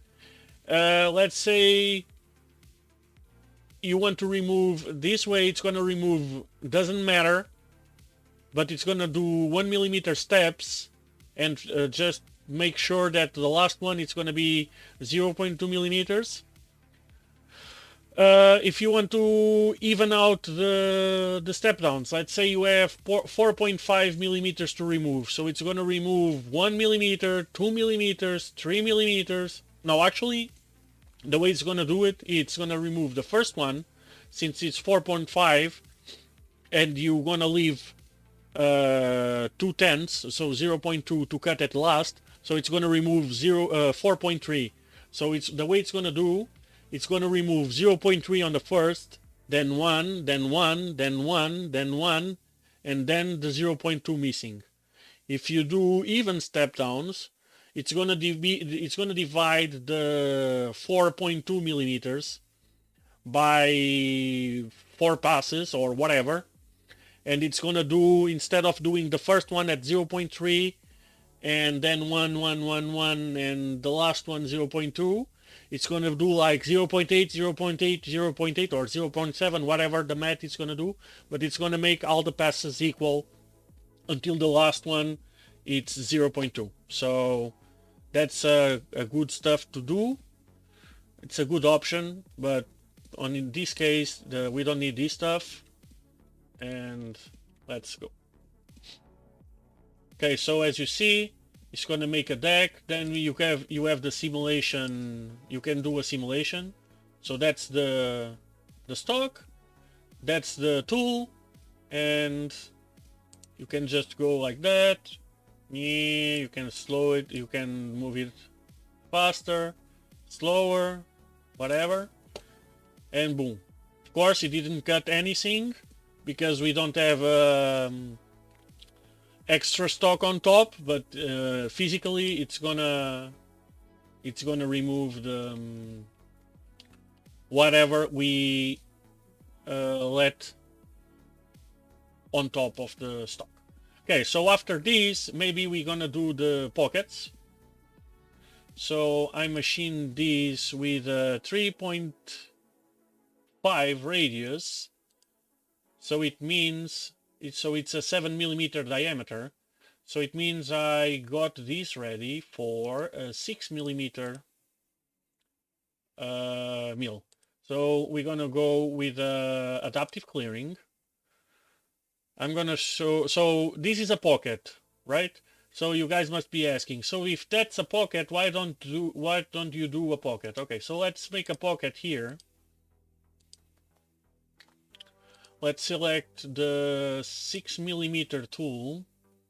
So it's this one. It's gonna be roughing. It's gonna be a roughing operation. So let's go. Now we need to select the geometry. Okay, we're gonna select that. Pretty much we don't need to do anything else. I'm not gonna do anything else, so that's what it's gonna do. And now let's do a adaptive operation, as I was saying.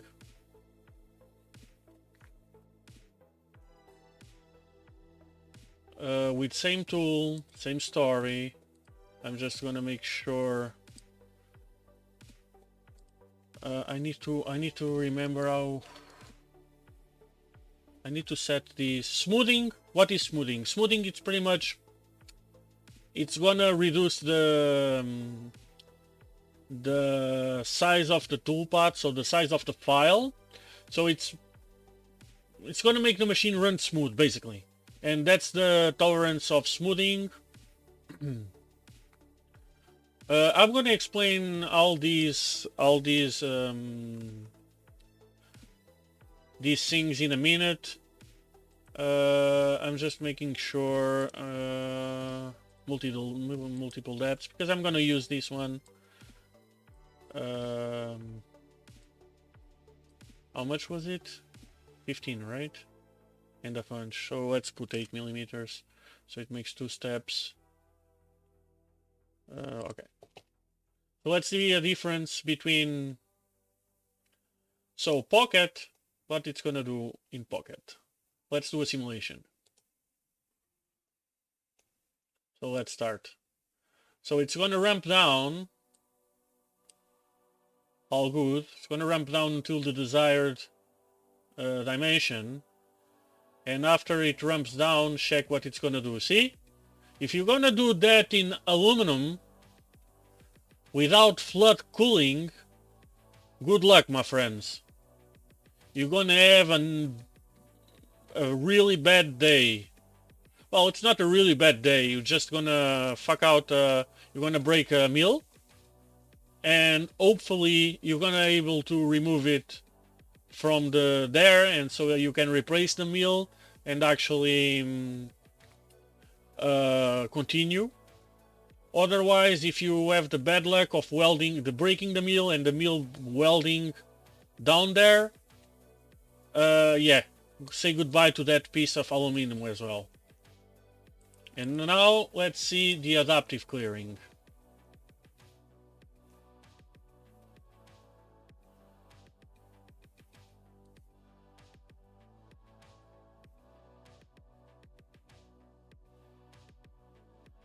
So it's going to ramp down as the other one. I set multiple depths. I would set the same at that. But see what it's doing? It's going to take chunks. I forgot to set one parameter, but we're going to go there. See, it's taking slices like that.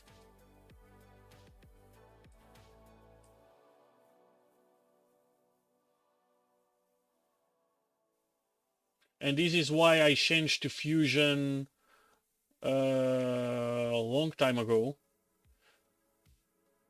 because it took a long time for other softwares to take these to have these kind of programs. Okay, so of course, how I would do it back in the day when I had only pockets. Well, the way I had to do it, it was something like this. I would have to do multiple depths, and I would have to do a roughing step down of something like 1 millimeter, and I would have to have the mist coolant. I had to slow down the speeds, and probably this way should work. And see how much the time it would take to machine the whole thingy. Yeah, those were the days. But then adaptive clearing, I need to change just the here. So this is the minimum cutting radius. So to make sure it's gonna make the Mickey Mouse earrings, we're gonna do like 0.2 millimeters, and maybe let's leave only. So here it's stock to leave. It's basically just to leave the adaptive clearing. The adaptive clearing operations don't leave a good finish. Because it's a roughing operation. It's supposed to be remove as much material as you can, as fast as you can. So we're gonna leave some stock, so we can remove it on the finish operation. Oh, I need to select the second. Forgot to select the second pocket. So now it's gonna make both, and let's do a simulation. You just need to see one.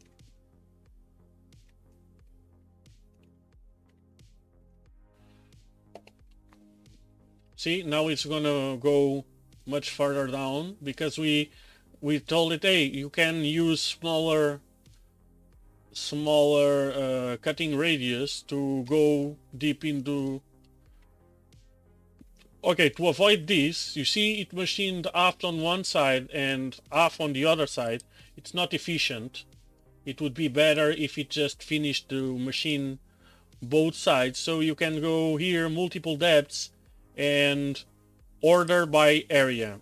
So this way, it's gonna make this area first, and then it's gonna make that area second, I think.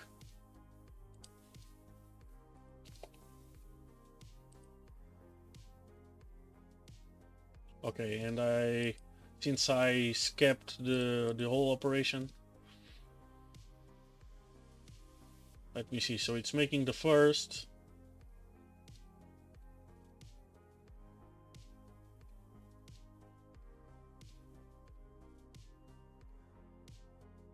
And it's making the second. So then it's gonna move to that one.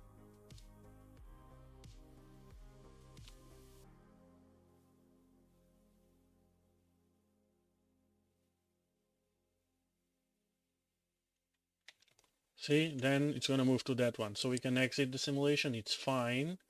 So now we're gonna do the finishing step, because if you see, so after the simulation, this is new as well. So you when you select the operation, it's gonna show you the stock after you finish the operation, as well as these blue lines are the toolpath, these red lines are the ramps, so it's the leading, the way it approaches the material. So as you can see, the retract height, it's here, and this is the feed height.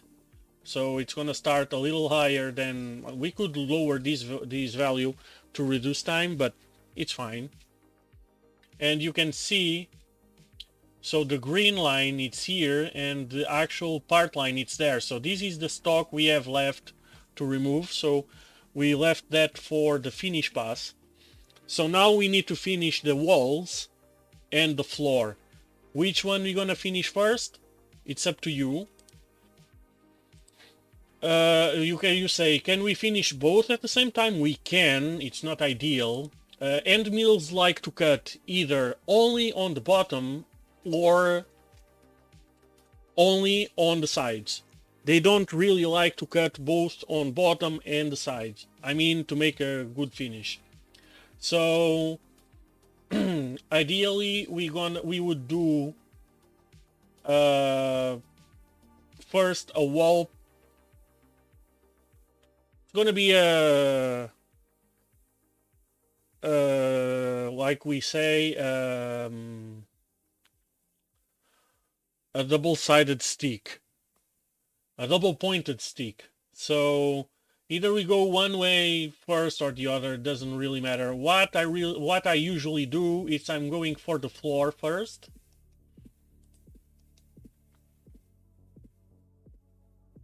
No, the simulation you can do whatever you want. You can do fast, slow, doesn't matter. It has nothing to do with the machine speed. But here, the estimated time you see here, that's according to your machine. So supposedly, these pockets are gonna take 3 minutes and 30 seconds on my machine to machine, including the tool changing. Or say changing from tool 1 to tool 5. It's gonna take 3 minutes and 29 seconds. We can check if we do simulation. If we go here to stats, okay, actually maybe it's without the tool change, because it says tool change nothing. Okay, so let me check something. If I select this one and this one, simulate statistics. Okay, so here, yeah, here it takes into account the tool time, because I think I have 25 seconds of machining of the switching tools, and it's gonna have a tool change. So it's going to take 25 seconds from tool 1 to tool 5, and if we do just in our heads these two, that it's 5 minutes, like 4 minutes and 58, and we have 5 minutes and 23, so we have the machining time approximately, an estimation at those speeds and feeds and whatsoever. Okay, so I usually do the floor first, so I'm gonna do a pocket to finish the to finish, I need to make sure to change the preset of the tool. So I'm going to use the same tool. I'm going to change the preset to finish. So instead of rough, it's going to be much slower. And what I'm going to do, I'm going to do stock to leave. It's automatic. It's going to, because with pockets it usually doesn't do, it usually leaves the stock to leave. I'm going to activate the smoothing.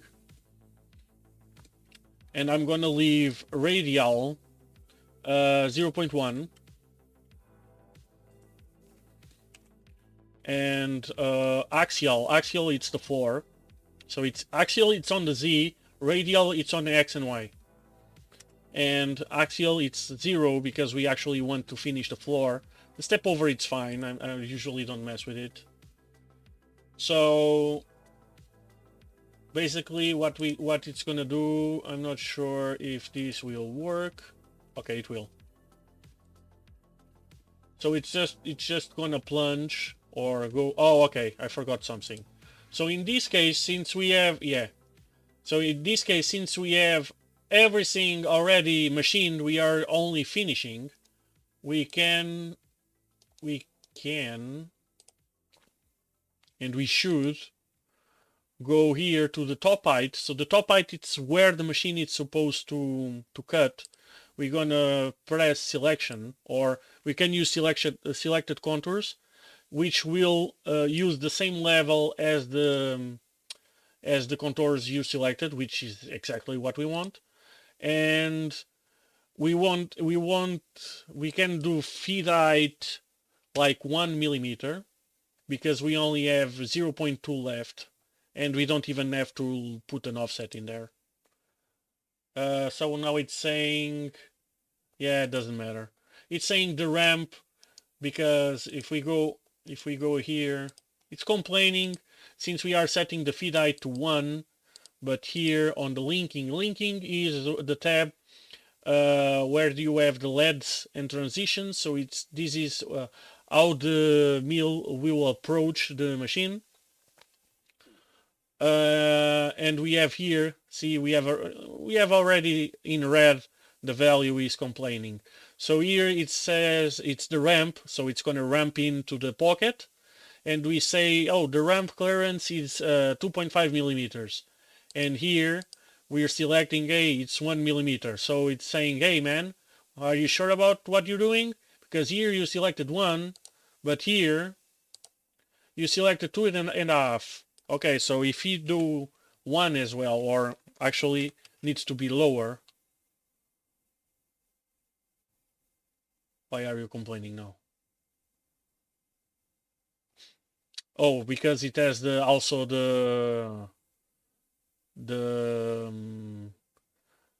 where is this vertical LED in. So if we put here 0, it's just a complaint. It doesn't matter. You can leave it like that. It will do whatever.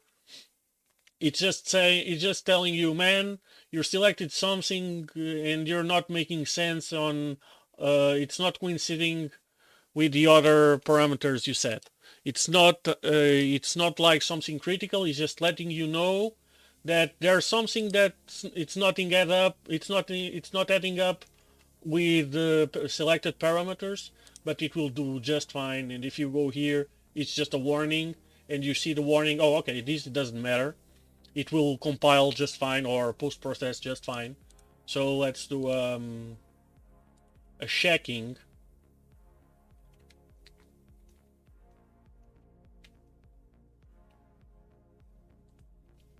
Okay, we are too slow. So we have the pockets. Let me skip them. So it's entering, it's cutting, and you see you have a different color for where the material it's been removed. And yes, we are removing some of the walls, but it's just a touch. As you see, we still have something to remove on the...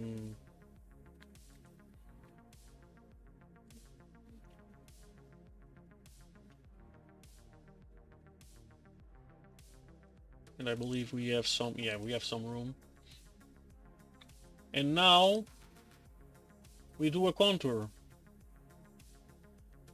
So what different operations we have? So we have first we have drilling operations. Drilling, it's just drilling. It's just pushing a tool down to the material to create a hole or a thread. There are because if you're using rigid tapping or tapping on a CNC machine, doesn't need to be rigid.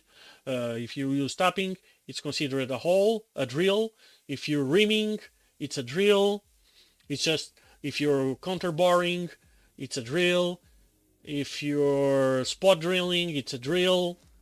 Everything that is just Z moving down, it's considered a drill on Fusion. Then you have 2D milling. We have faces, we have adaptive, we use both. We have pocket, we used pocket already. We have contours. That's what we're going to use. Basically, contour, it will follow a contour.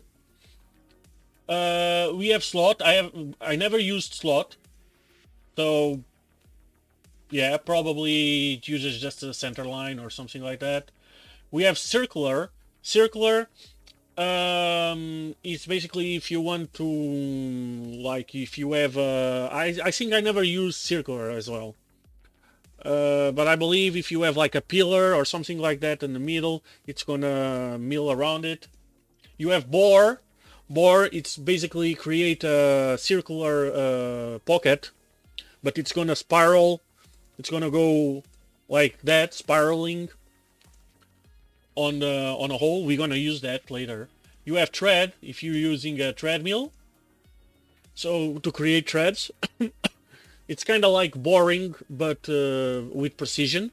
And so you do. It's a thread. I'm not sure if we're gonna use thread in here, but I can show you. It's simple. You have trace. Basically, it's gonna follow a line. Doesn't matter. We're gonna use trace. It's useful for creating 3D chamfers. So if you need to chamfer something which is not falling around, like if it has to ramp up or ramp down to follow a curve, or if you just want to follow a line, it will just follow a line. You have engrave, which is to make engravings, and you have 2D chamfer. So 2D chamfer, it's to create chamfers. So now we're gonna use contour.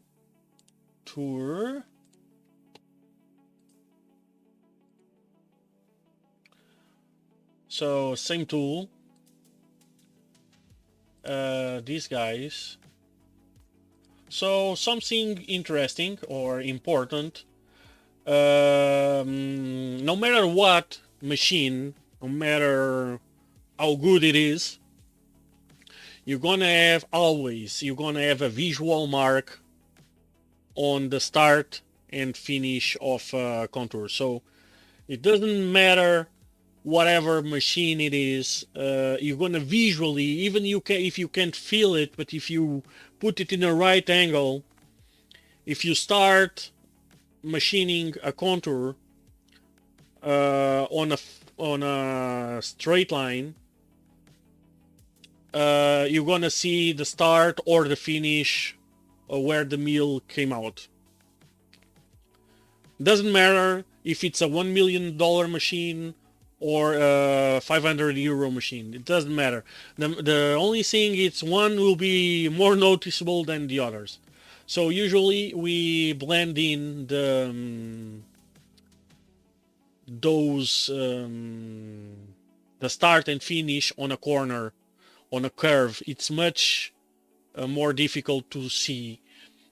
So how you can do that? You can go in here, linking, and you have here pre-drill positions. We're gonna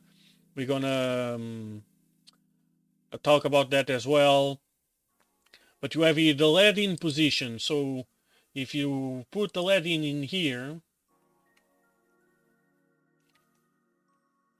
and here, since the arrow points the way that the mill will come, and since we have in here finishing overlap 2 millimeters, so it means that it's gonna start here, But when it's gonna finish, so it's gonna go there, it's gonna go all around, and when it goes back, instead of leaving here, it's gonna move 2 millimeters more and leaving after. So that's the finishing overlap. It's gonna overlap 2 millimeters. Let's turn on smoothing. I need to check out why we can save this for the future. I just don't remember how. I need to check that online. Okay, so and stock to leave, nothing on the wall, on the radial, and I'm gonna leave like 3/10 or 3 cents on the bottom. So it's gonna keep the meal 3 cents out of the why 3? Well, it's what I used to do. In theory, you can do just like 1, but heating, spindle grow, whatsoever, proper, even machine error, like backlashes whatsoever. I like to keep it a little on a high side to be safe. If you're using something like a Milo, I would go like 5 cents or something like that. So let me finish that. So pockets. So now it's going to do the wall. See, we are not touching the floor, otherwise the floor would be purple as well. And when we go there, the machine will actually move out a little further than where it got in. So we're going to exit the simulation. And if we see the toolpath here, see, it starts there and it's going to leave there. So it has that a little amount of overlap, which is good. Okay, so we have the pockets down, or the pockets done. So what next? Now we need to machine the outside. We could do these thingies as well.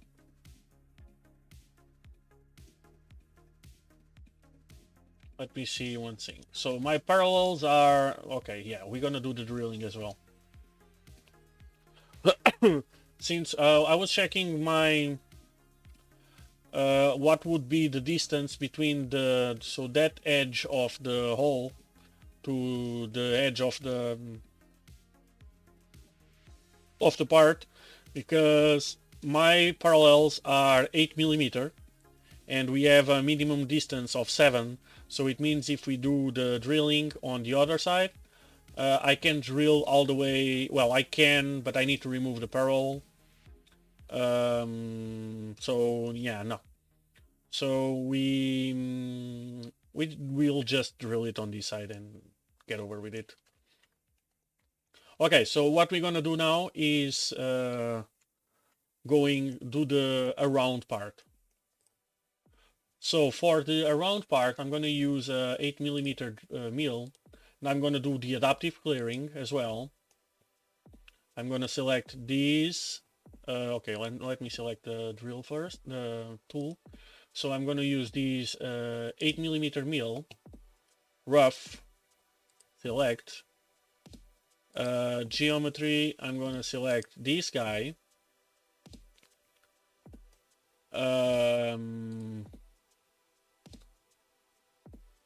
so now we have two things. First, I selected this line here, but I want to go actually lower than that. So how much lower? Like 2 millimeters or more. I need to check how much, what's the chamfer size on that.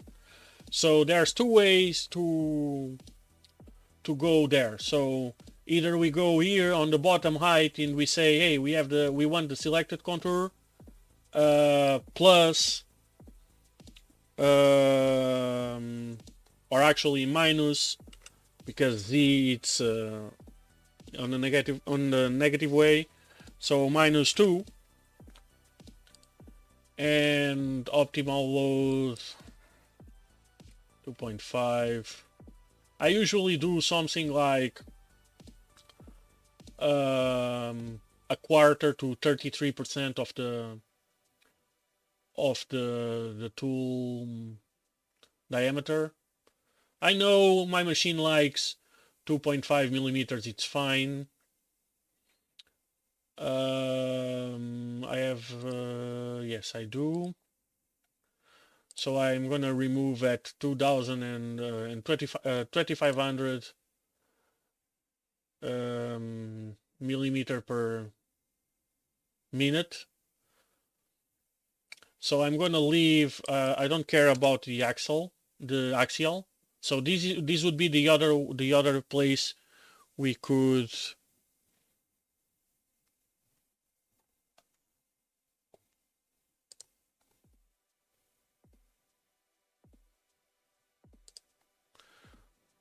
Sorry. The other place we could override the Z height. Let's turn on smoothing again. So let's see. So as you can see, we have this. We're gonna be about 2 millimeters on this guy.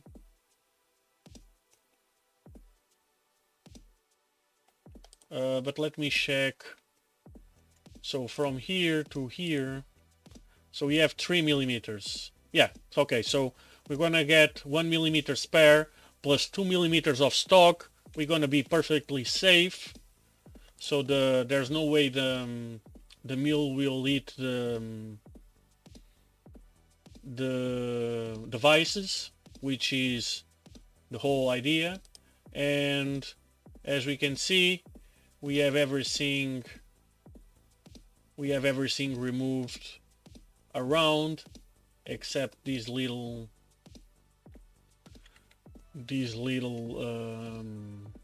material that we're gonna use finish part. So okay, so now we're gonna need we could have used these earlier. I forgot. I don't use these often, but you can. It's good to know that. Okay, now I want to use finish operation derived from the. It's related with these adaptive, so it's going to be the same contour. So you can right click on that guy and you can create a derived operation to the milling to the contour. So it's gonna select the same tool. Here we select finish because we want to actually do the finish part. As you can see, the contour is already selected. The height, it's gonna be the same. You can do whatever. I'm gonna do a stock to leave 0. You could have do less offset. I just want to leave a few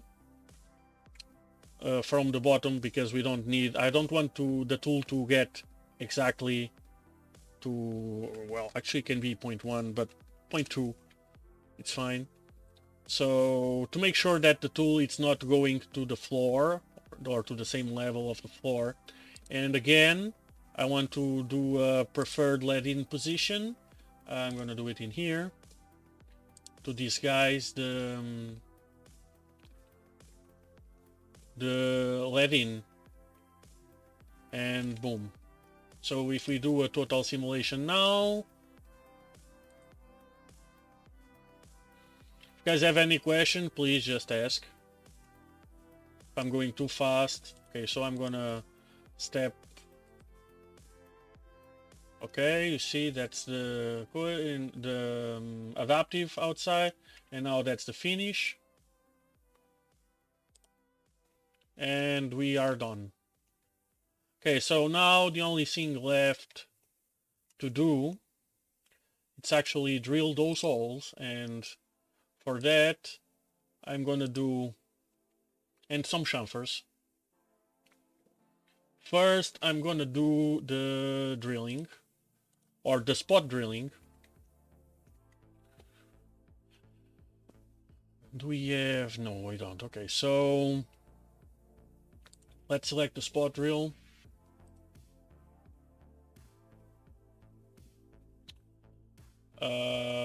Tool 2, spot. Okay, so this is a 6mm.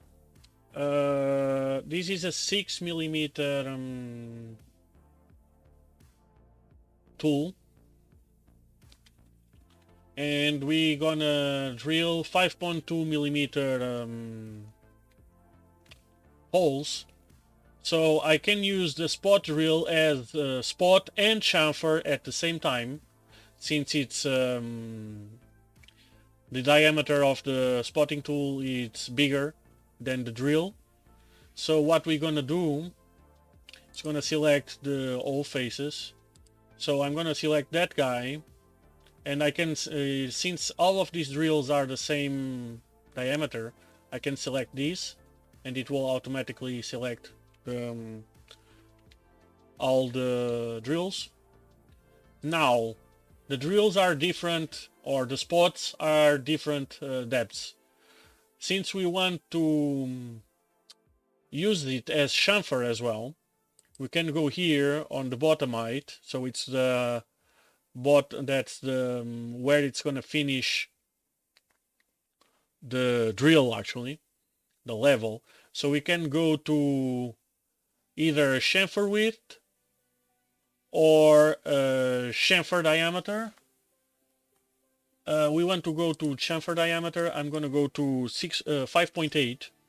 So basically it's gonna dip down the tool until it reaches 5.8mm diameter on top. So since the mill it's a 90-degree mill, the spot is a 90-degree spot, so it's going to dip the point until the top part on the material it's going to be 5.8, and that way we're going to create a little chamfer, as you're going to see there. See that changed part, so that's going to be cut away, and we're gonna, so this way we're gonna chamfer and spot and chamfer at the same time, and it calculates automatically according to the start, the starting level and the finish level. So we can simulate that now. So actually we can just press there, and you see that clear part if we disable the model. So now it's only the stock, it's the finish part, it's what we're gonna get, and we're gonna get a small chamfer there. Okay, since we have this tool already and we use it to chamfer, we can go and do chamfering as well. We can chamfer this guy, here. I'm doing this fast because I'm so used to it. Okay, so I'm gonna change my profile to chamfer. I have selected the thingies already. Now here, so here I have a customized expression already. So this maximizes the chamfer tool. When you want to chamfer, so you have the tool like that, you want to chamfer as close as the top of the tool as possible, because it's where you have maximum cutting speed and more cut relief from the tool itself. The more to the point, the less space you're gonna have between flutes for ship evacuation. So what I did, this was from Saunders Machine Works. This is a tip from him a long time ago. So you can use this expression. So this expression is basically the tool, it's basically gonna maximize gonna get as much closer to the top of your chamfer tool as possible, and then this value, this 0.2, it's gonna do just a slight offset down to make sure, for if you use cheaper mills like I do, to make sure that you're not at the very edge where the even can get some machining error, or it's not exactly. So a 6, ideally, and a perfectly well done chamfer tool, a 6mm one should allow a 3mm chamfer. But if the angle is slightly off to the larger side, instead of 90, let's say it's like 91, so the edge it's gonna drop a little bit, and if if it doesn't finish right on the very tip, it's not very pointy, you can have some error there as well. If it's a little bit flat, it means you are dropping down instead of the pointy point. So I give it these 0.2 millimeters just to make sure I'm not working on the very edge of the tool. So yeah, this formula is very nice. So at the maximum, since I'm giving, so as I said, maximum chamfer on a 6mm tool, ideally it's 3. Since I used 0.2mm error, it's gonna drop to 2.8. And now when I change this value here, so I'm gonna do a 0.5mm chamfer. See, it automatically removes the 0.5 from the 2.8 there. Chamfer clearance. So this, we probably gonna use this. So this is when you do, let's say, it's easier to show. It's easier to show on an example. We're gonna use that later on. We're gonna use that on the motor spacers. So we're gonna leave that for that. It's easier to explain on the exact scenario. So I'm gonna activate smoothing again. Finish overlap 2mm. That's fine. Okay. Everything should be fine. Could select. Let's see. Yeah, it doesn't matter. This side gonna be even. So I could select the entering and exit point on here somewhere on the curves. Yeah, let's do that just to be consistent. So here, tool selection. So let's put it there as well, just to make sure we are on a even position. So we have, and now let's do a small, I haven't done the outside just because I want to make it smaller. So I'm gonna duplicate the operation instead of creating a new one. Now it's the same tool, same speeds. I'm just gonna remove the other ones and select the outside one. And I'm gonna remove it because I just want to cut the edge out of that guy,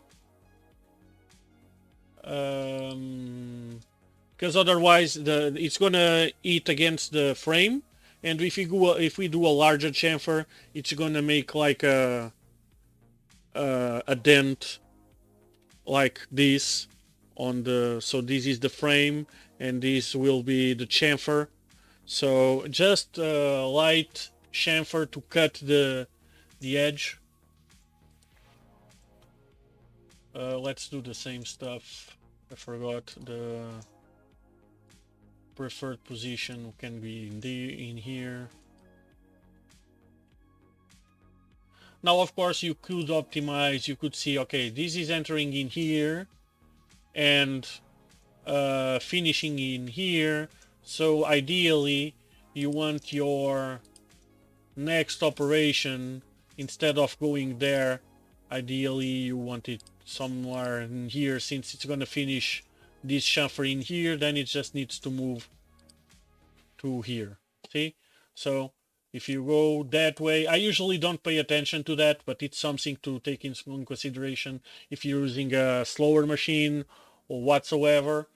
So you can start in here, you go in here, and you see the green arrow there. It means it's gonna leave, it's gonna get out in here. That's the retraction. Then just needs to go here and starts to the next path instead of like I did. I selected this point, so it would need to move from here to here and continue. It's just small details. It optimizes time. It matters in production. It doesn't really matter if you're doing one part. At the end of the part, if you at the end of the day, if you take like 5 more minutes doing a part instead of 5 minutes less, it's just one part. It doesn't really matter, but it's good practice. Okay, and now we have the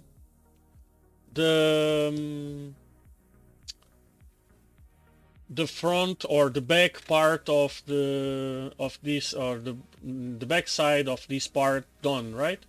So now we need to flip the part and move along. So how do we do that? Simple. We stop, we unlock the vise, and we rotate the part, right? So now we're going to machine this side. So what I'm going to do, I'm going to minimize this. We know everything is fine. We're going to create a new setup.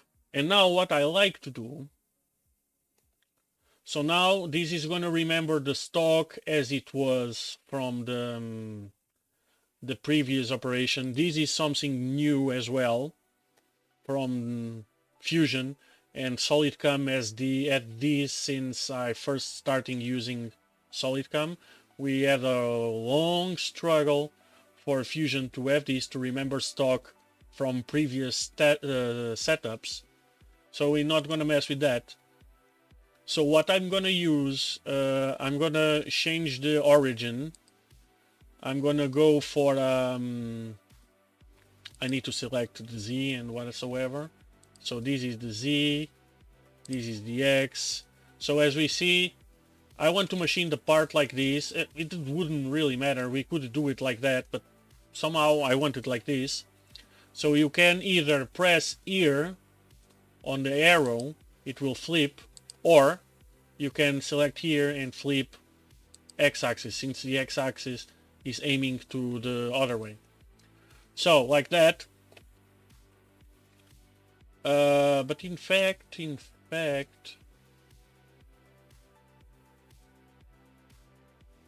no, it's fine like that. So what I want to do is okay. I need to change the box point. So I don't want a stock box anymore. I want the model box. And I'm going to select this corner here. Oh, sometimes it does that. Need to go there. Okay, I'm going to select that. Why? So these, my vices on my machine are assembled like that. I probably need to use 2 vices for this part. I have 2 vices, on one on side of the other. So the fixed jaw is on this side, and the tightening jaw is on this side. So this way, on bottom, since we flattened the bottom already, when I sit the part on the parallels, I'm gonna have a reference from the jaw, because it's fixed.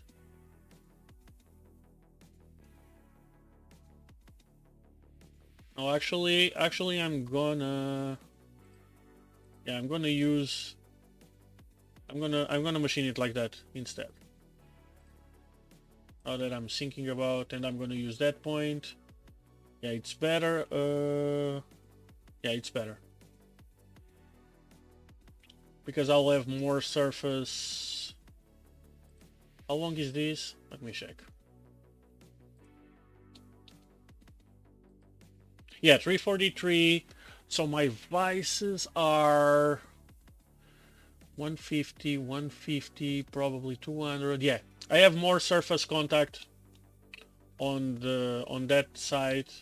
Yeah, it's better that way for me. This is a setup, depends on the machine and whatsoever. I'm currently ordering, so I have 2 vices on my machine.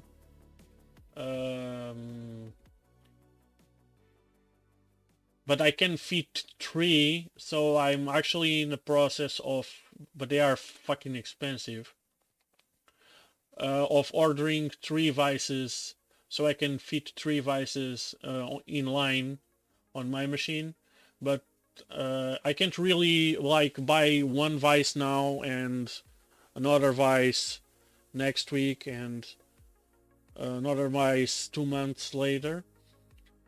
Well, you can, but if you want to make sure that the vices are perfectly the same height, you need to order 3 vices together and actually ask them to manufacture, oh, I want 3 vices with matching heights. So when they machine the bottom piece of the vices, they machine all 3 together and make sure that they are grounded, the 3 together, and that way the vices will match perfectly.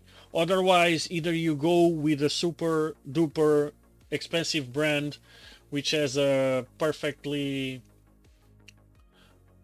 set up vices so that you can buy one now and one in a year and they will be pretty much the same height, or otherwise, but it will cost you like a lung and a kidney. Otherwise, if you want to at least just spend a kidney, just to sell a kidney, you ask them to make 3 at the same height and they'll be fine. Okay, so yeah, I'm ordering 3 vices and I'm gonna need to sell those 2. I have a friend that will take 1 at least. We'll see. And those are big vices. Those are expensive vices. Anyway, so we have the origin point, and you see the origin, it's actually aligned with that edge, or that one and that one, and the bottom one. So it's going to be that corner there of the part, not the stock. See, it's inside the stock. So we can accurately get the edges of the machined parts. It's going to be accurate. That way we can locate the part perfectly and exactly, so it will match the oh, I forgot the drilling. Okay, I need to do the drilling still on this guy. I forgot to. I spotted the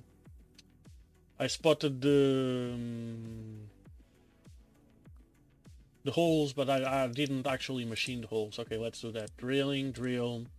So let's select a 5. I'm not sure if I have a 5.2 drill set on my machine, but we can do it. We're gonna need a lot of holes.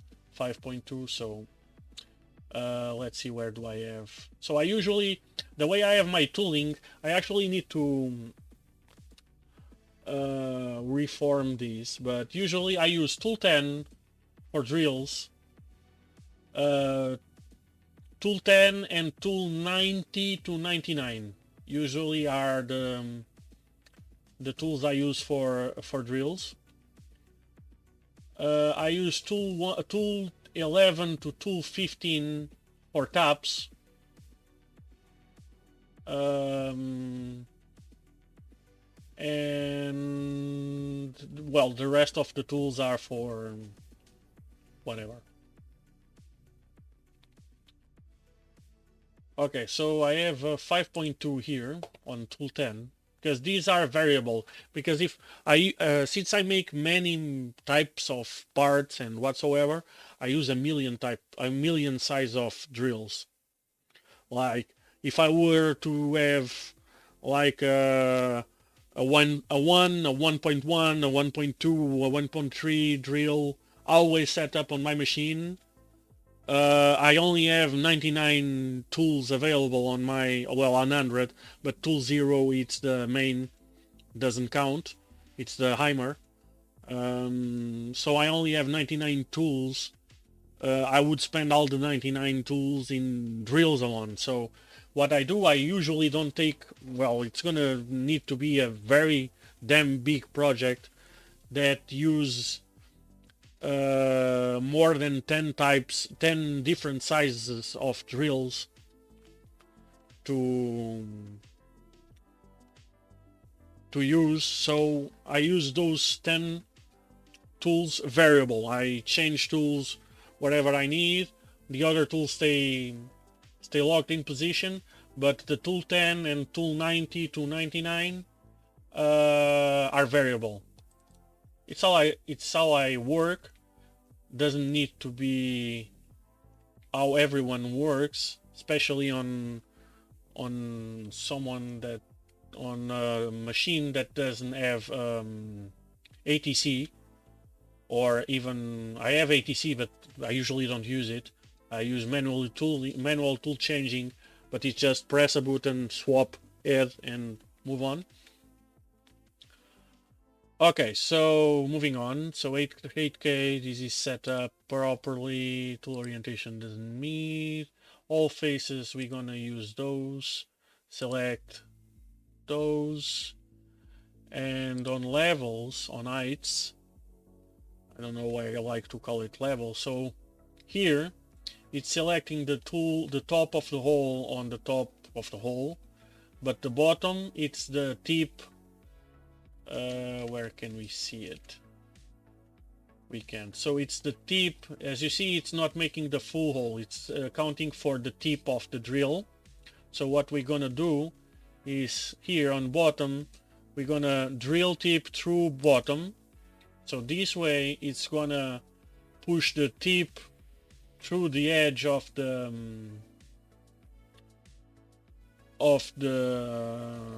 part or the level where you suppose, but we want it to actually go further a little bit. So we want it to go at least like 3 millimeter. What happened? 3. So maybe 4. 4. Okay, so right now what is this doing is going just like straight down. It shouldn't be a problem, but I don't like to do that on aluminum. So what I'm gonna do, I'm gonna do deep drilling. So you have several types of drilling, as you see here. So you have this is the generic one, so just drilling. Just go drill and wrap it out. You have counter boring, so it's gonna drill, hold at the bottom, and go out. You have ship breaking, it's gonna do like in partial retract, it's gonna do like bzzzt, go a little up to break the ship, and bzzzt, bzzzt, bzzzt, which I don't like for aluminum. And you have deep drilling, so when you are doing a deep drill, what it's gonna do, it's gonna do it's what we call peck drilling. So it's gonna do a few, then go full out, let coolant in, full out, let coolant in. If you have true coolant, so true coolant means the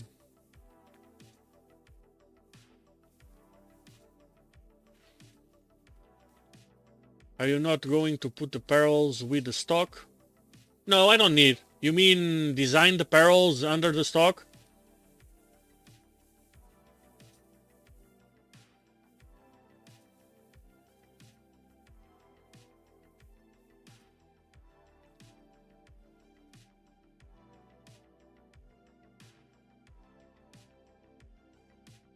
I'm gonna use parallels under the stock, yes, to seat the stock. But that's why I'm... But don't forget, I have more stock under that.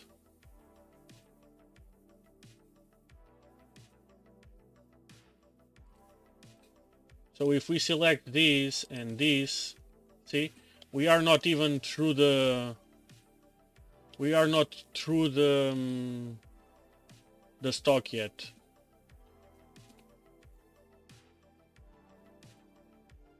No, because I still have the stock under, you see? I'm going through the part, but not through the stock.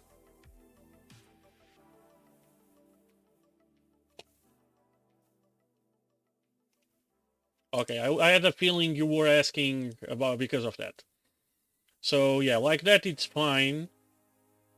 I just want to drill as much as I can without creating problems, but that's fine, like it is. I couldn't do this if I do it like that, because the parallels would be exactly... That's why I'm doing the drilling on that side and not on the other side, because here I would have the parallels already on under the holes.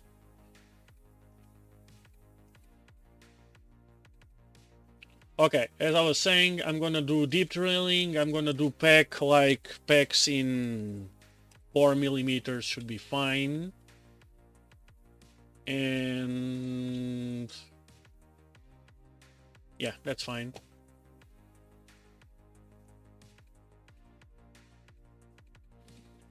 So if we do a simulation of the drilling, you're gonna see it's gonna go there, drill 4, go up, drill 4, go up, drill 4, next. Same story. Next.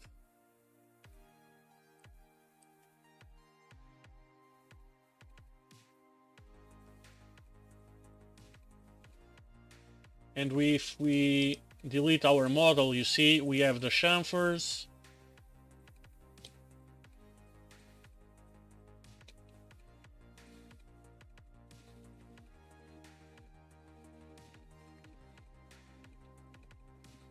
I don't see the outside chamfer though.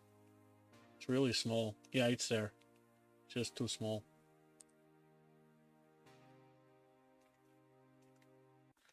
And okay, now we are finished on the on one side. Okay, let's go to the other side. Let's activate this guy, and we have the... Oh, let's activate the model. And we have the 0 set. So here we're gonna set, since we're gonna set these things on parallels, then we can probe the parallel to find the floor. But we're gonna have an edge on top of the... So if we select the stock, well, actually we can't see, but we're gonna have an edge here. So how we gonna reach the part itself? It's gonna be a problem, but I'll show you how to solve that problem when we actually machine the parts. You can use either a parallel of a known distance, and you set the parallel on the side of the part, and you probe the parallel, and you know if the parallel it's like 10 millimeters, you know that you are 10 millimeters off. Or you can use a 1, 2, 3 block, or you can use whatever you know, something that you know the dimension to offset the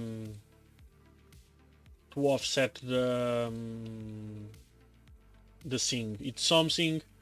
The Y, you can probe the fixed jaw of the vise, because the part it's gonna have some free jaw here and here.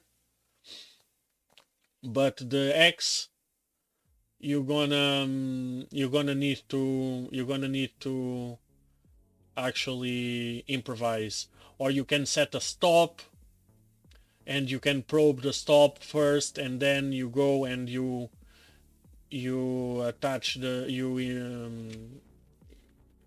you set the part until you hit the stop. Several ways to skin a cat.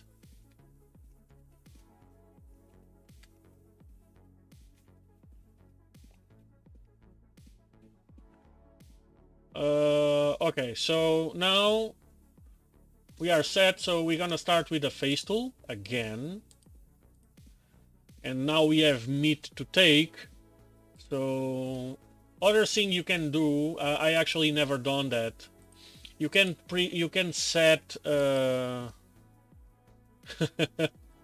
you can set like templates of operations. I never done that on Fusion, but it's supposed to be quite speeding those operations you do all the time, like facing, pockets, contouring, whatsoever. You can create a template, and what Fusion does is when you create a setup, it automatically creates a bunch of operations that you usually do, so you don't need to create the operation from start. But it doesn't take that long anyway, especially when you know what you're doing.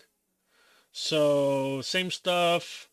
I don't need to select the stock. It's when you select the face mill, it assumes you're gonna face the whole thing.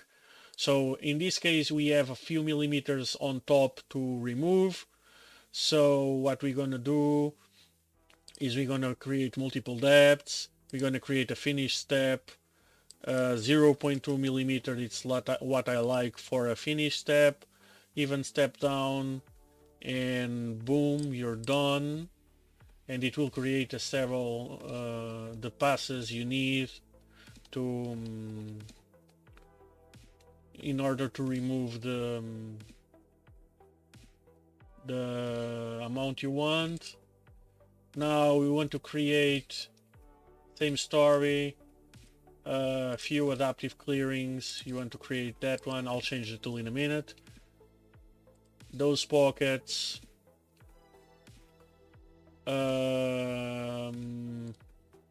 let's select the tool.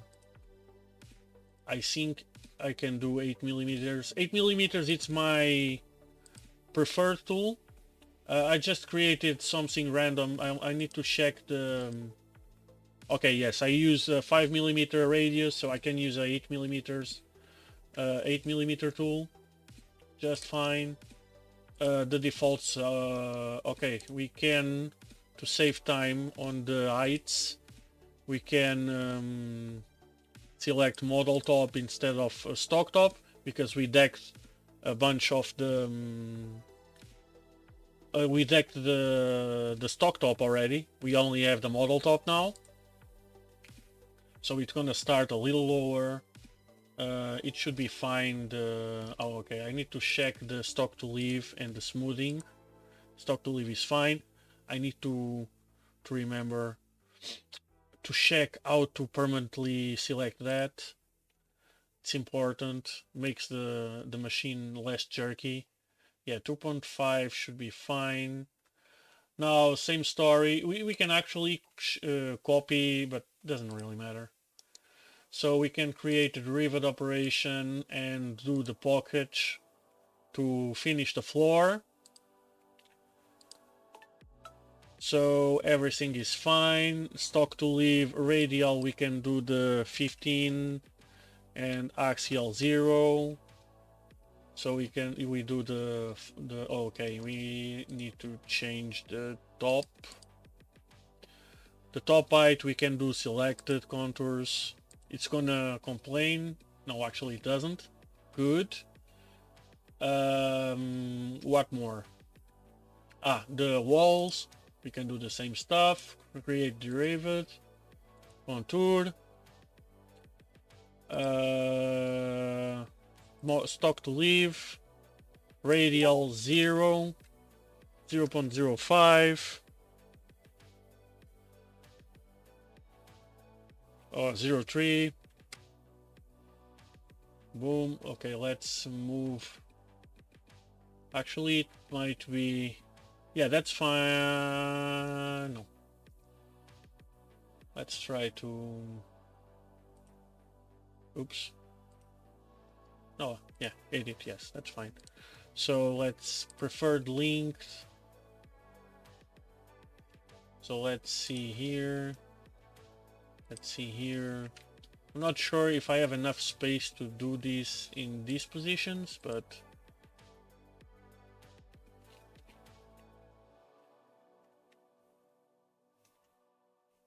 kinda.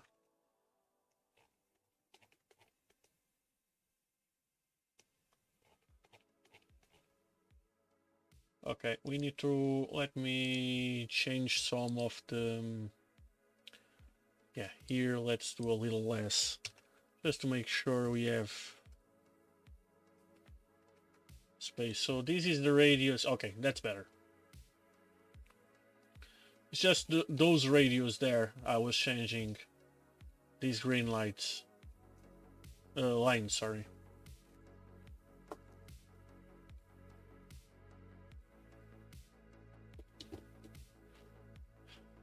Okay, that's fine. What else? We need to do the bores. So we do new operation, 2D milling, bore, and we gonna bore everything with this diameter to create thingies. So here on heights we need to take attention, since we modeled the chamfers, which I usually don't do. Actually, I should remove them. It's gonna make my life way easier, but for now, here instead of all top, we select the highest of selected, and we go for model top to make sure it starts boring from the top of the part and not from, otherwise it's gonna plunge through the chamfer height. We don't want that.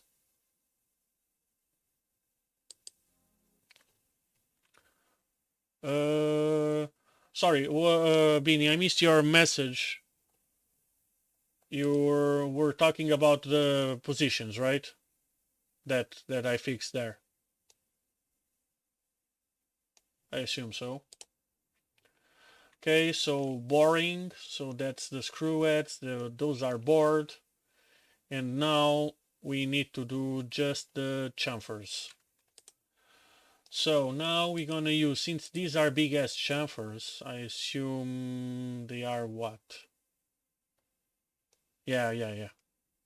I assume that's what we were what you were talking about. Okay, this is what? 4, so I assume this is a 3mm chamfer, right? Should be. Let's go to design, and usually that's what why I do the chamfers last, because I can go like this, and actually this guy should be here as well, and I can do this, and now just do the machining.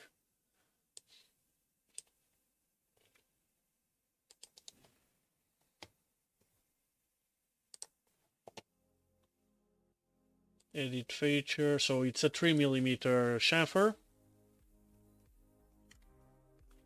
But anyway, manufacture.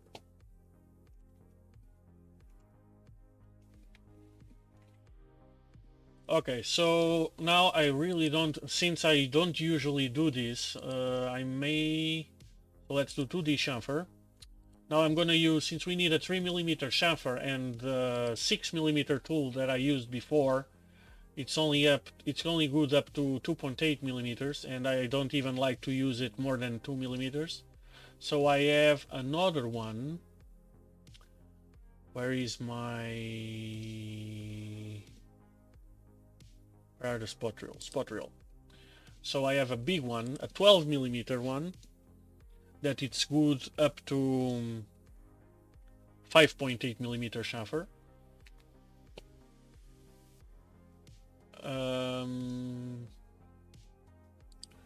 That we can use here. So geometry. Now I need to I need to select them all.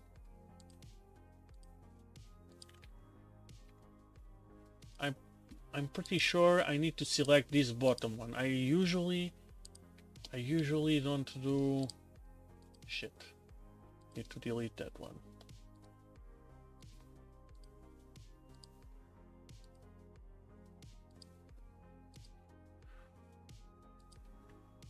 No, I'm not sure. Okay, I don't want that much in here. I don't think I need to select anything. Oh, maybe I need to. I don't remember. I know there's a trick. Let me put 0.8. Fuck me.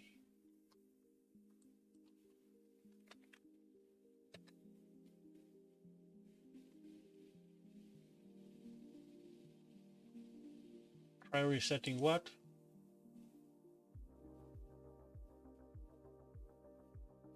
Okay. Let's see. There we go. Fusion helps.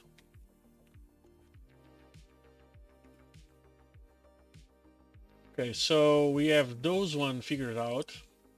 Now we need to, let's duplicate the tool.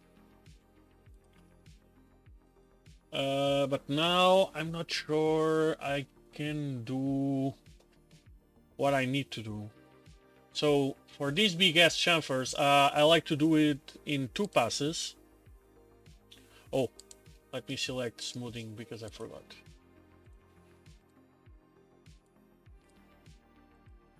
It should be selected already, but not long ago I had a problem that I lost everything, all my settings, all my tools, all my machines, everything from Fusion. And I managed to recover the tools and the machines, but not the settings. I know there's some kind of combination. I'm not sure if it's Alt. No. Control. I know there's some kind of... Oh, okay. When I put... Okay. So if I do this, let me create another one just to see. It's a chamfer. Let's see if it's there already. No, it's not there.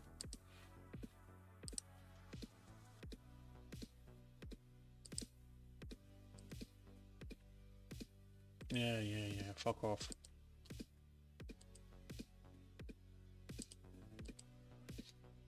Okay, what I was saying, I like to do these things in 2 passes, because otherwise it's too much to cut, and the finish usually it's not the best.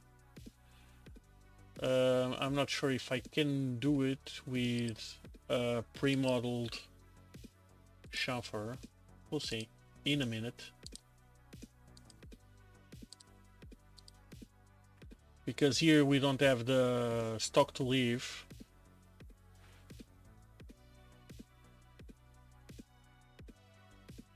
So 5.8, 3, 2, yeah, that should be fine.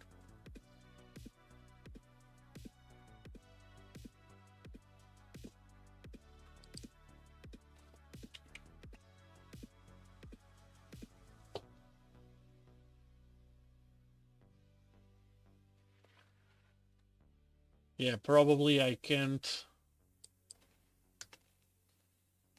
So if I do this, it should work.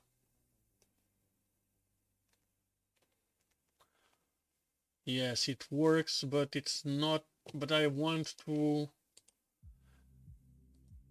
do 2 passes and I have no idea.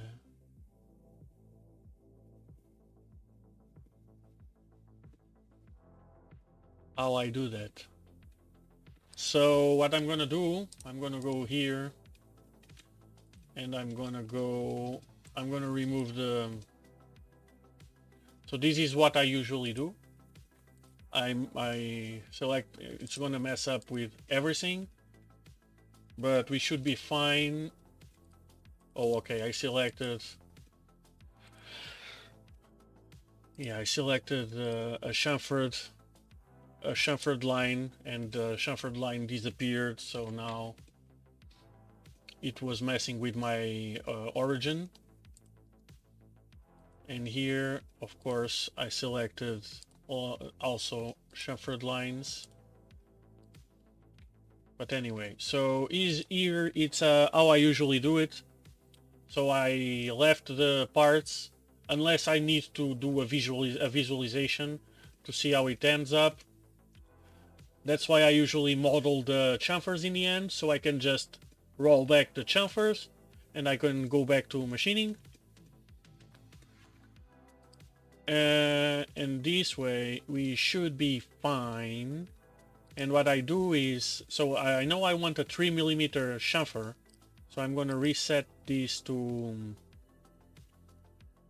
user default. It's going to go for the 5.8 for my 12mm chamfer.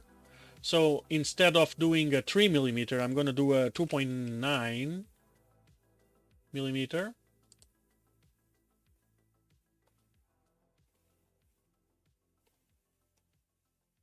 And now it's appearing because it's not draw. And now I'm going to duplicate the toolpath, and I'm going to change that to 3. So we do the final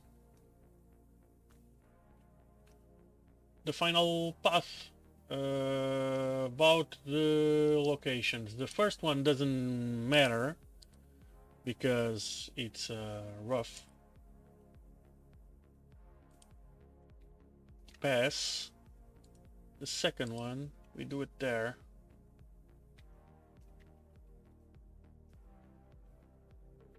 And now, in order to completely simulate, we need to simulate both sides.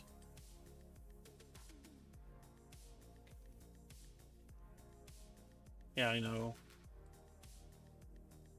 Okay, so we do that, we know everything is fine on this side. Then we do that, finish. We do the spot, the chamfer. Yeah, the little chamfer, I was just checking if it was fine. We do the drilling.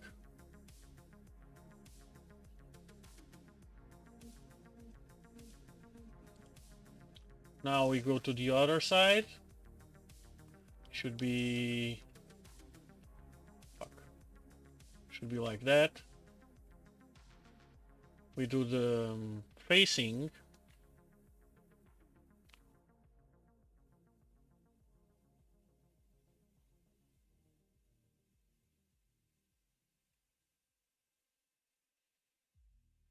We do the pocket. We do the finishing or the floors.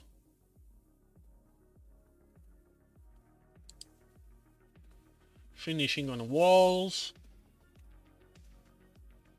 And you see we have this aluminum sheet on top, but it doesn't matter because when we do the chamfering, it's gonna cut it off. So now it's chamfering with a 12mm.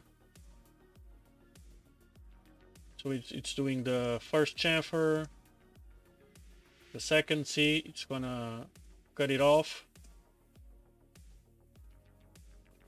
And that's the second pass.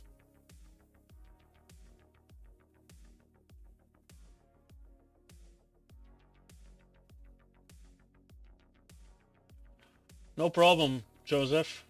Feel free, man. And if you have any questions, please ask. Don't be shy. I don't care. There's no such thing as dumb questions. I'm doing my workflow. Maybe I'm doing a little fast because no one is asking anything, I'm trying my best to explain everything, and when I'm doing something new, I know I'm going directly to the problem, but if I try to remember to explain everything. So yeah, I'm doing my best here. So, but if you guys have any questions, just ask. So here is the finished front. Yep. Sure, man. No problem. Just ask there. We could do some like engraving Milo here on the front or whatsoever, or that's something we could do, but yeah, that's pretty much it. So the only thing missing, it's the two holes on the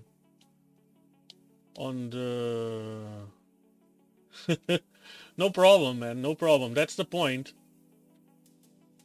That's the point. So let's do that. And I need to get up early tomorrow, so we're gonna finish here. I'm just gonna do the last setup. So same stuff, new setup.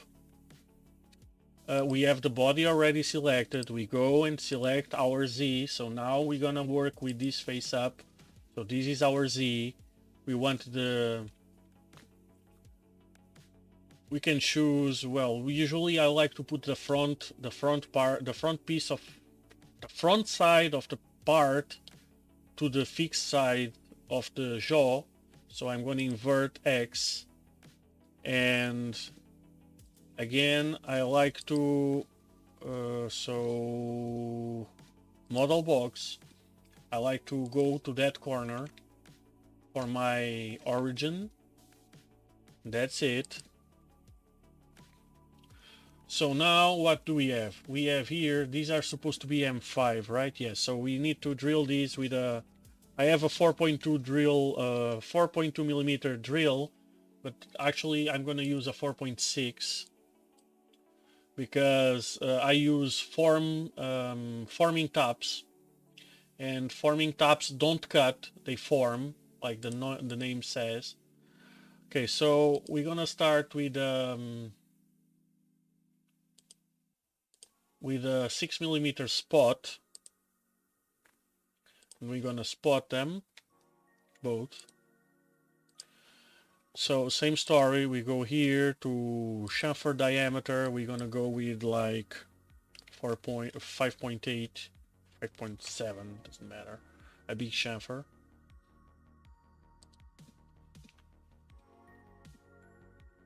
Yeah, it's showing the complete stock, but of course it's not, it's cut, everything is cut already.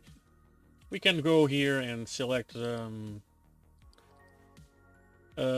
solid, just so we don't be annoyed, and we just select the body of the part and whatever. It's going to show everything machine, but it's going to be fine for what we want. So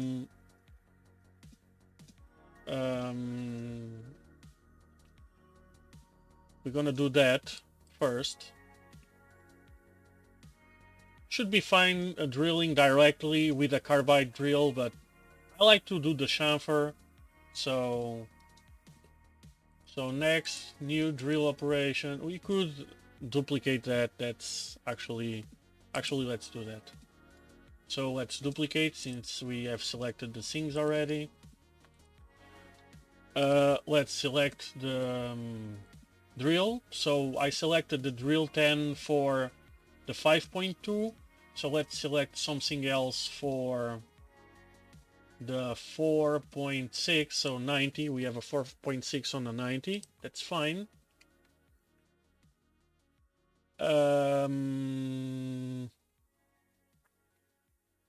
Same story. Levels or heights. We're gonna drop these, of course. So we're gonna go all bottom, drill tip, and we can drill like 2 millimeters extra.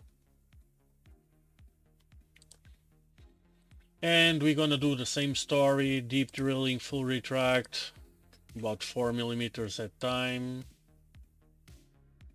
And finally, we're gonna do another drilling operation. Well, actually, let's duplicate this one. But now we're gonna select a tap.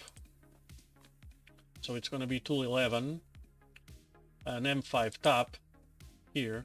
So when you select a tap, a few things change already. Automatically, oh, actually it should, but it doesn't. Okay. So nothing. Forget what I was saying. Okay, so one thing you need to be sure is you're not tapping more than you drilled. That's the first thing and the most important one. And then you need to select actually tapping. Dwell period doesn't really matter.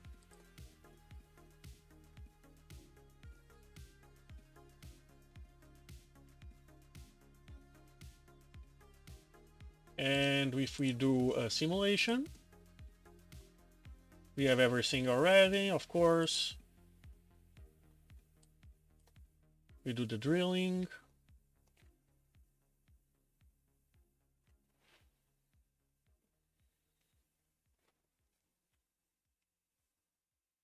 And do the tapping. Okay, this is the case that my machine has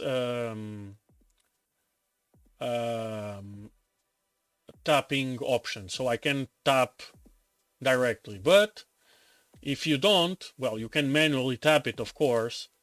But if you want to get fancy, you can actually do a tapping operation or a thread operation. So if you select thread, select the hole. Well, let's put just one, doesn't really matter. Now on tool, you have multiple tool types for threading operations. So you have a single point threading or a single flute threading, which is something like, let me select treadmills. So which is something like this, see? So this is a single flute or a single thread. But you also have something like, I'm not sure if I have some here. Yeah, for instance, this one. Let's see what do I have more in here. Or like this. So in this case, you can do like a full thread with a single turn, like with a single spiral. When you do one spiral, you do these many threads, like 1, 2, 3. Okay, yeah. 1, 2, 3, 4, 5, 6, 7, 8, 9, 10, 11, 12, 13 threads at once. Because you go down the hole and you do a single, well, you can do all of those, right? Not if you have a deeper hole, you can do more than that, but if you have you can only do but you can do all of those, which should be usually it's fine for M3. And with a single turn, just go there, beep, and you have the full thread done. Or you can have something like this, which is a single not flute, a single pitch thread. I don't know how it's called, but it's a single point.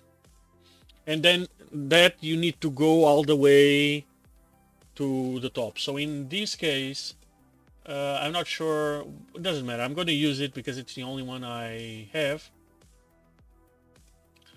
So it's 3.9 millimeters, which it fits, means it fits on a Typically for an M5 it's 4.2 millimeters, so it fits there, so it's fine. So yeah, then you go, since you drilled like 2 millimeters down, it's fine to go as long as the tool can reach down there. I think it can. And then you go here. You can select the start angle if you want to, like if you need. Well, you can select where the position where the thread starts. It's not very usual, but sometimes it's useful. The thread pitch, since it's is an M5, it detected already. It's 0.8 millimeters. And here, the pitch diameter offset, this is where the magic happens. So here, with this, you can do a perfect fit for whatever screw you're using. Usually, this value, it's at least the same value of the pitch. For me, from experience, usually it's a little more. It needs to be a little more. But you can adjust this. You can start with 0.8, and if your screw doesn't fit, you can come here. You don't change anything else, and you do an 85. And if even that doesn't work, you can come again and do a 0.9. I do this all the time when I need to do a perfect fit for a thread. Like I can show you, for example. Let's create it like that, just so you see.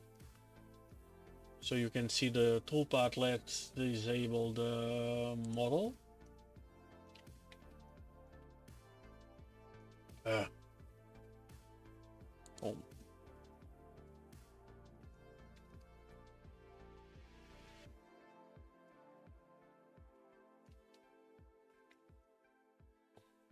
Let's do a simulation, quick simulation.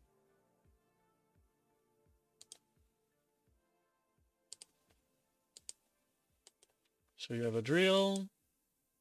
Well, of course, you're not gonna see much because I already passed the.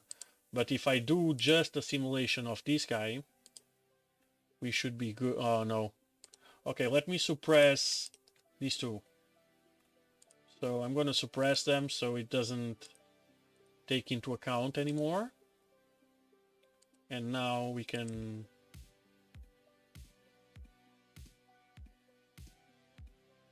See? And you have a thread. You have a thread there. Usually you don't want to do this in a single pass.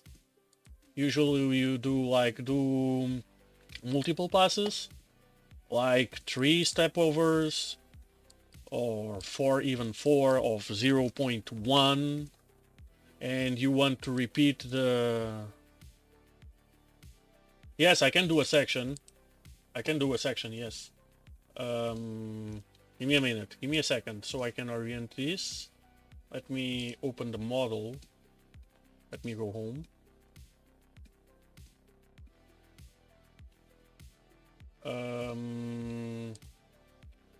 Inspect section. Okay.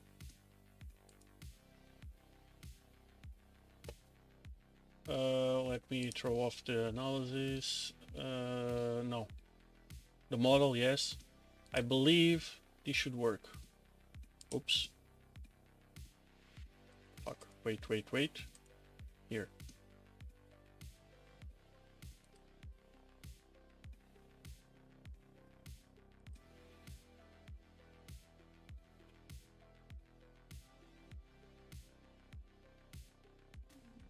Like that.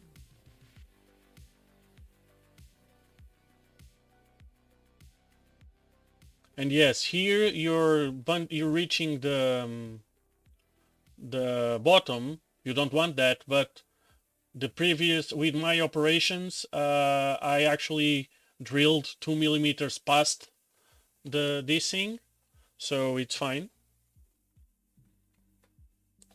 So I was saying, okay, I'm gonna unsuppress these guys. I'm gonna delete this one because I don't need it. I'm gonna regen this. I press Ctrl G. See, I did an extra 2mm drill. So I'm gonna save this. And if I go, where do I have? If I go here,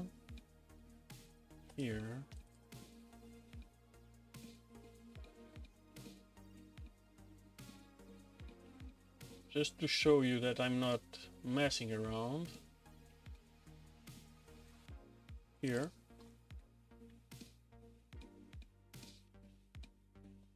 So this is a part I need to, I actually made a few of them yesterday or the day before. And as you see, I need to make two of them. So one is left-hand, the left-handed thread, and the other is right-handed thread. So I do the boring, so that's the hole for the thread. Then I do these like counter bore. I do the bottom one with a slot mill like that. And then I have this. So this is the first one. It's the first threading operation. If I do it, you see I have start with a, so this is a 2mm pitch. This is a thread, a lead screw. So I start with 1.85 pitch diameter, and I'm gonna go growing. So this is for a custom fit because I want these to be as close fit as I can. So this is a 1.9. The next one is a 1.95. So when I do the post-processing of these, so I call these four as the main program, so it will run everything through, and then I have these ones as single programs. Then after I run this one, after I run the first one, I'll go check with the thread screw if the thread screw feeds in or not. If it doesn't, I'm gonna do the next step, and I see if it fits. It still doesn't fit. I'm gonna do the next one until I have the perfect fit I want. Since the lead screws are shinies, I buy a bunch of them. They are not all exactly the same, so I'll do a custom fit for each one.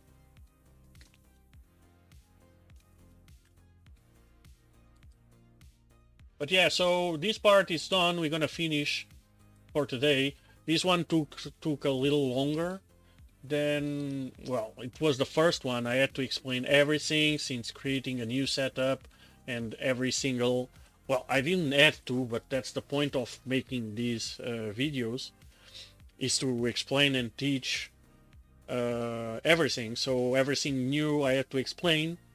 Hopefully tomorrow we're gonna do another part, or maybe two, so we can finish this thing. So one last thing you can do, you can rename the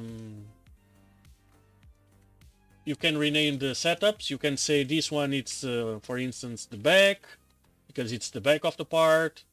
This one, it's the front.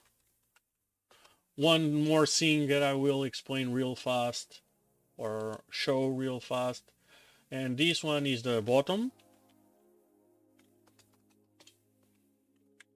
or you can call it whatever you want. So then after this, what is useful when you go to the machine, or if you're sending these for if you're programming for someone, well, pay attention. I'm self-taught. I do everything. I do the programming, I do the machining. So take this with a grain of salt, but you can do this. So let's say if you're a programmer and you're sending these for a friend of yours to machine, one thing he's gonna need, if you only send him the G code, so to create the G codes, Okay, so this is showing because I changed the sync of the chamfers, but it doesn't interfere anything, so I don't need to recalculate, or I can recalculate, but it, okay, I won't recalculate because it's messing with something. Why is it? It shouldn't. Oh, it's because of this line. Okay, doesn't matter. So it's showing because I removed the chamfers, and it's complaining now that the lines that I selected don't exist anymore. Doesn't matter. The paths are calculated. We don't need to recalculate them. So basically, usually what I do is this. So I'm going to activate the things again. I'm going to go here. I'm going to recalculate. Control G. Control G will regenerate everything. And now I know everything is fine. I'm going to protect. So since I know everything is fine, I don't need to change anything else to... I know everything is fine. So now it won't complain anymore because everything is locked. No matter what I change in the design, these programs won't move. So I'm going to go back, and I'm going to go remove the chamfer again. Now this guy will complain because I removed the chamfer, I placed the chamfer, so I'm going to recalculate again, and I should be fine because I won't do any changes anymore. So I can protect, and I know everything is fine. I don't need to mess with anything. Well, in theory, we only know after I machine the part, but okay. So now let's say I programmed everything. Now I need to send this to a friend so we'll machine this. So if you only send him the files, so in theory, I'm just for my machine, I only need to go here, press with the right button, and post process. So it's selected my post processor. I just need to give it a name. It's complaining because I don't have my machine needs a pen drive with the programs, and I don't have the pen on my machine, so it's complaining that doesn't know where the pen is. So this is the last thing it's the last directory I used. So I just click here on post, goes to the pen, and I only need to go to my machine, zero the part, and start machining. So let's say you send this to your friend. Hey man, here are the files for you for the part I need you to machine. Oh, okay, that's fine. So it will be completely on the ground. Hey, what's the size of the stock? Where's the zero? What tools do I need? Whatsoever. So what he needs is a setup sheet. It's what we call, or at least Fusion call, a setup sheet. And you can do that if you press on your setup. So this is the setup. It's the group of operations. And here you press setup sheet. And you're going to create a setup sheet. And I'm going to create a setup sheet. Yeah, it can be in here. Boom. And this creates an okay, wait a minute. Let's do it. Okay, so the setup sheet will create like a print screen of the part as you show it on your screen. So it helps if you have everything kind of beautifully aligned with the origin showing and kind of the part and the stock and whatsoever. So now that we have that kind of oriented, we can create a setup sheet again. Let's select the same. And you see, it creates this is an HTML file, and you have a look here of how the part looks, how the stock looks, and you have the size of the stock, the size of the part, stock lower in WCS. So WCS is the working coordinate system, or work coordinate system. So it says basically this is the lower values of the X. So the machine, when zeroed, will go up to X minus 173, Y minus 36.5, and go on. And this is the higher side. So it's basically the limits where of the travel for this part. It says the number of operations, which tools he's going to use. He's going to use tool 1 whatsoever, tool 2, tool 3, tool 5, tool 10. Tool 10, it says the characteristics of the tools. The operations, first it's going to do a facing operation, then it's going to do an adaptive. 2D, it says the minimum, it says where the axis is going to go whatsoever. It has a bunch of information, but the most important part, it's the setup orientation, so the working orientation, where the origin is whatsoever. And the size of the stock, of course, is important, but that's the most. Usually you do everything, or well, at least on our workflow, we do everything. So, but it's important. I usually do this, and I have a tablet on the shop. I export the HTML to a directory. I have access on a tablet, on the network, and with a tablet I can go, okay, I don't remember how the hell I did orientate the part, so let me check the setup sheet for that part. And oh, okay, it's like that. So yeah, the only thing I complain about the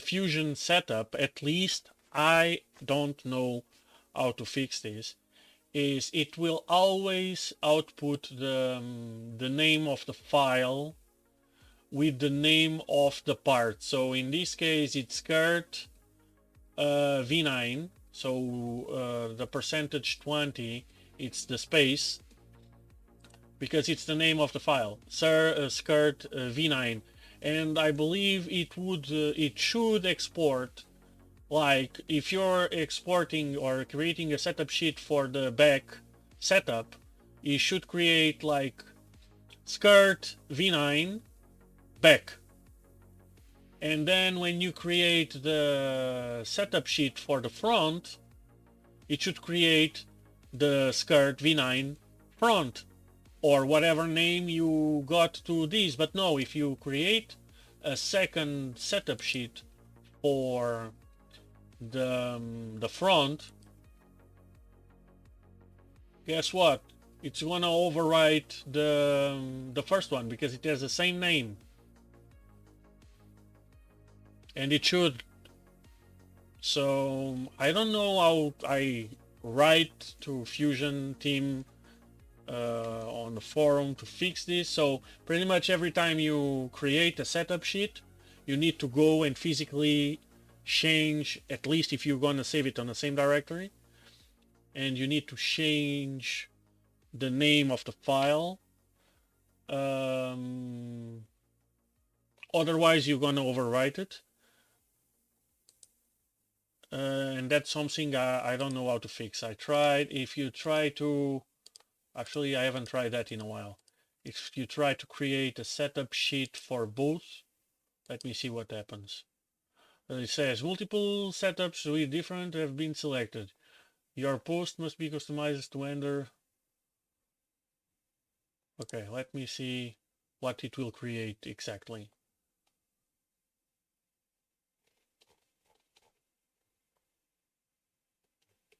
Okay, these are the tools. Okay, basically it creates everything, but it doesn't change the setup. Okay, and actually shows the one. Okay, so this one, it's the front. Yeah, so nope, I don't know. Yeah, because it's the screen that I had, as it takes a screenshot and the origin was there. So yeah, that's one thing. I have no idea how to work around. I tried to go to the properties in here. So if we go and edit the setup. I need to go as well. I try to change here. I try to change a bunch of things, but I can. Thanks, Beanie. I'm gonna go as well. I was just explaining these kind of bug. It's not. I'm not sure it's a bug, but it's something.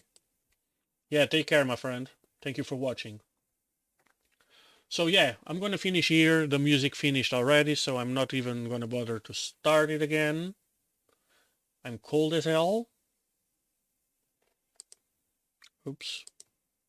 Okay, guys, so that's it for today. I hope you guys learned something. We're gonna probably tomorrow we're gonna go again with another one, and we'll see after we finish all the chem. Let's see if I can manage to. I need to prepare a little bit, but the shop, but we'll see. Maybe we can do streaming of the machining. It would be fun, at least of a few parts. But yeah, tomorrow we'll go with a couple of more parts. Probably we're gonna make more than one tomorrow. Today was a little more thorough through all the thingies. We're gonna have always new stuff to show, but since we're gonna repeat a lot, it's gonna be faster, I believe. So yeah, thank you guys for watching. Have a wonderful night and take care. Don't forget, if you guys like the content, please like and subscribe. If you have any questions, please comment below. Join us on Discord. Great community there, small but very helpful. And yeah, that's it. Take care, guys. Thank you for watching again. I really appreciate your company, and I hope you guys learn anything. Take care. Bye-bye.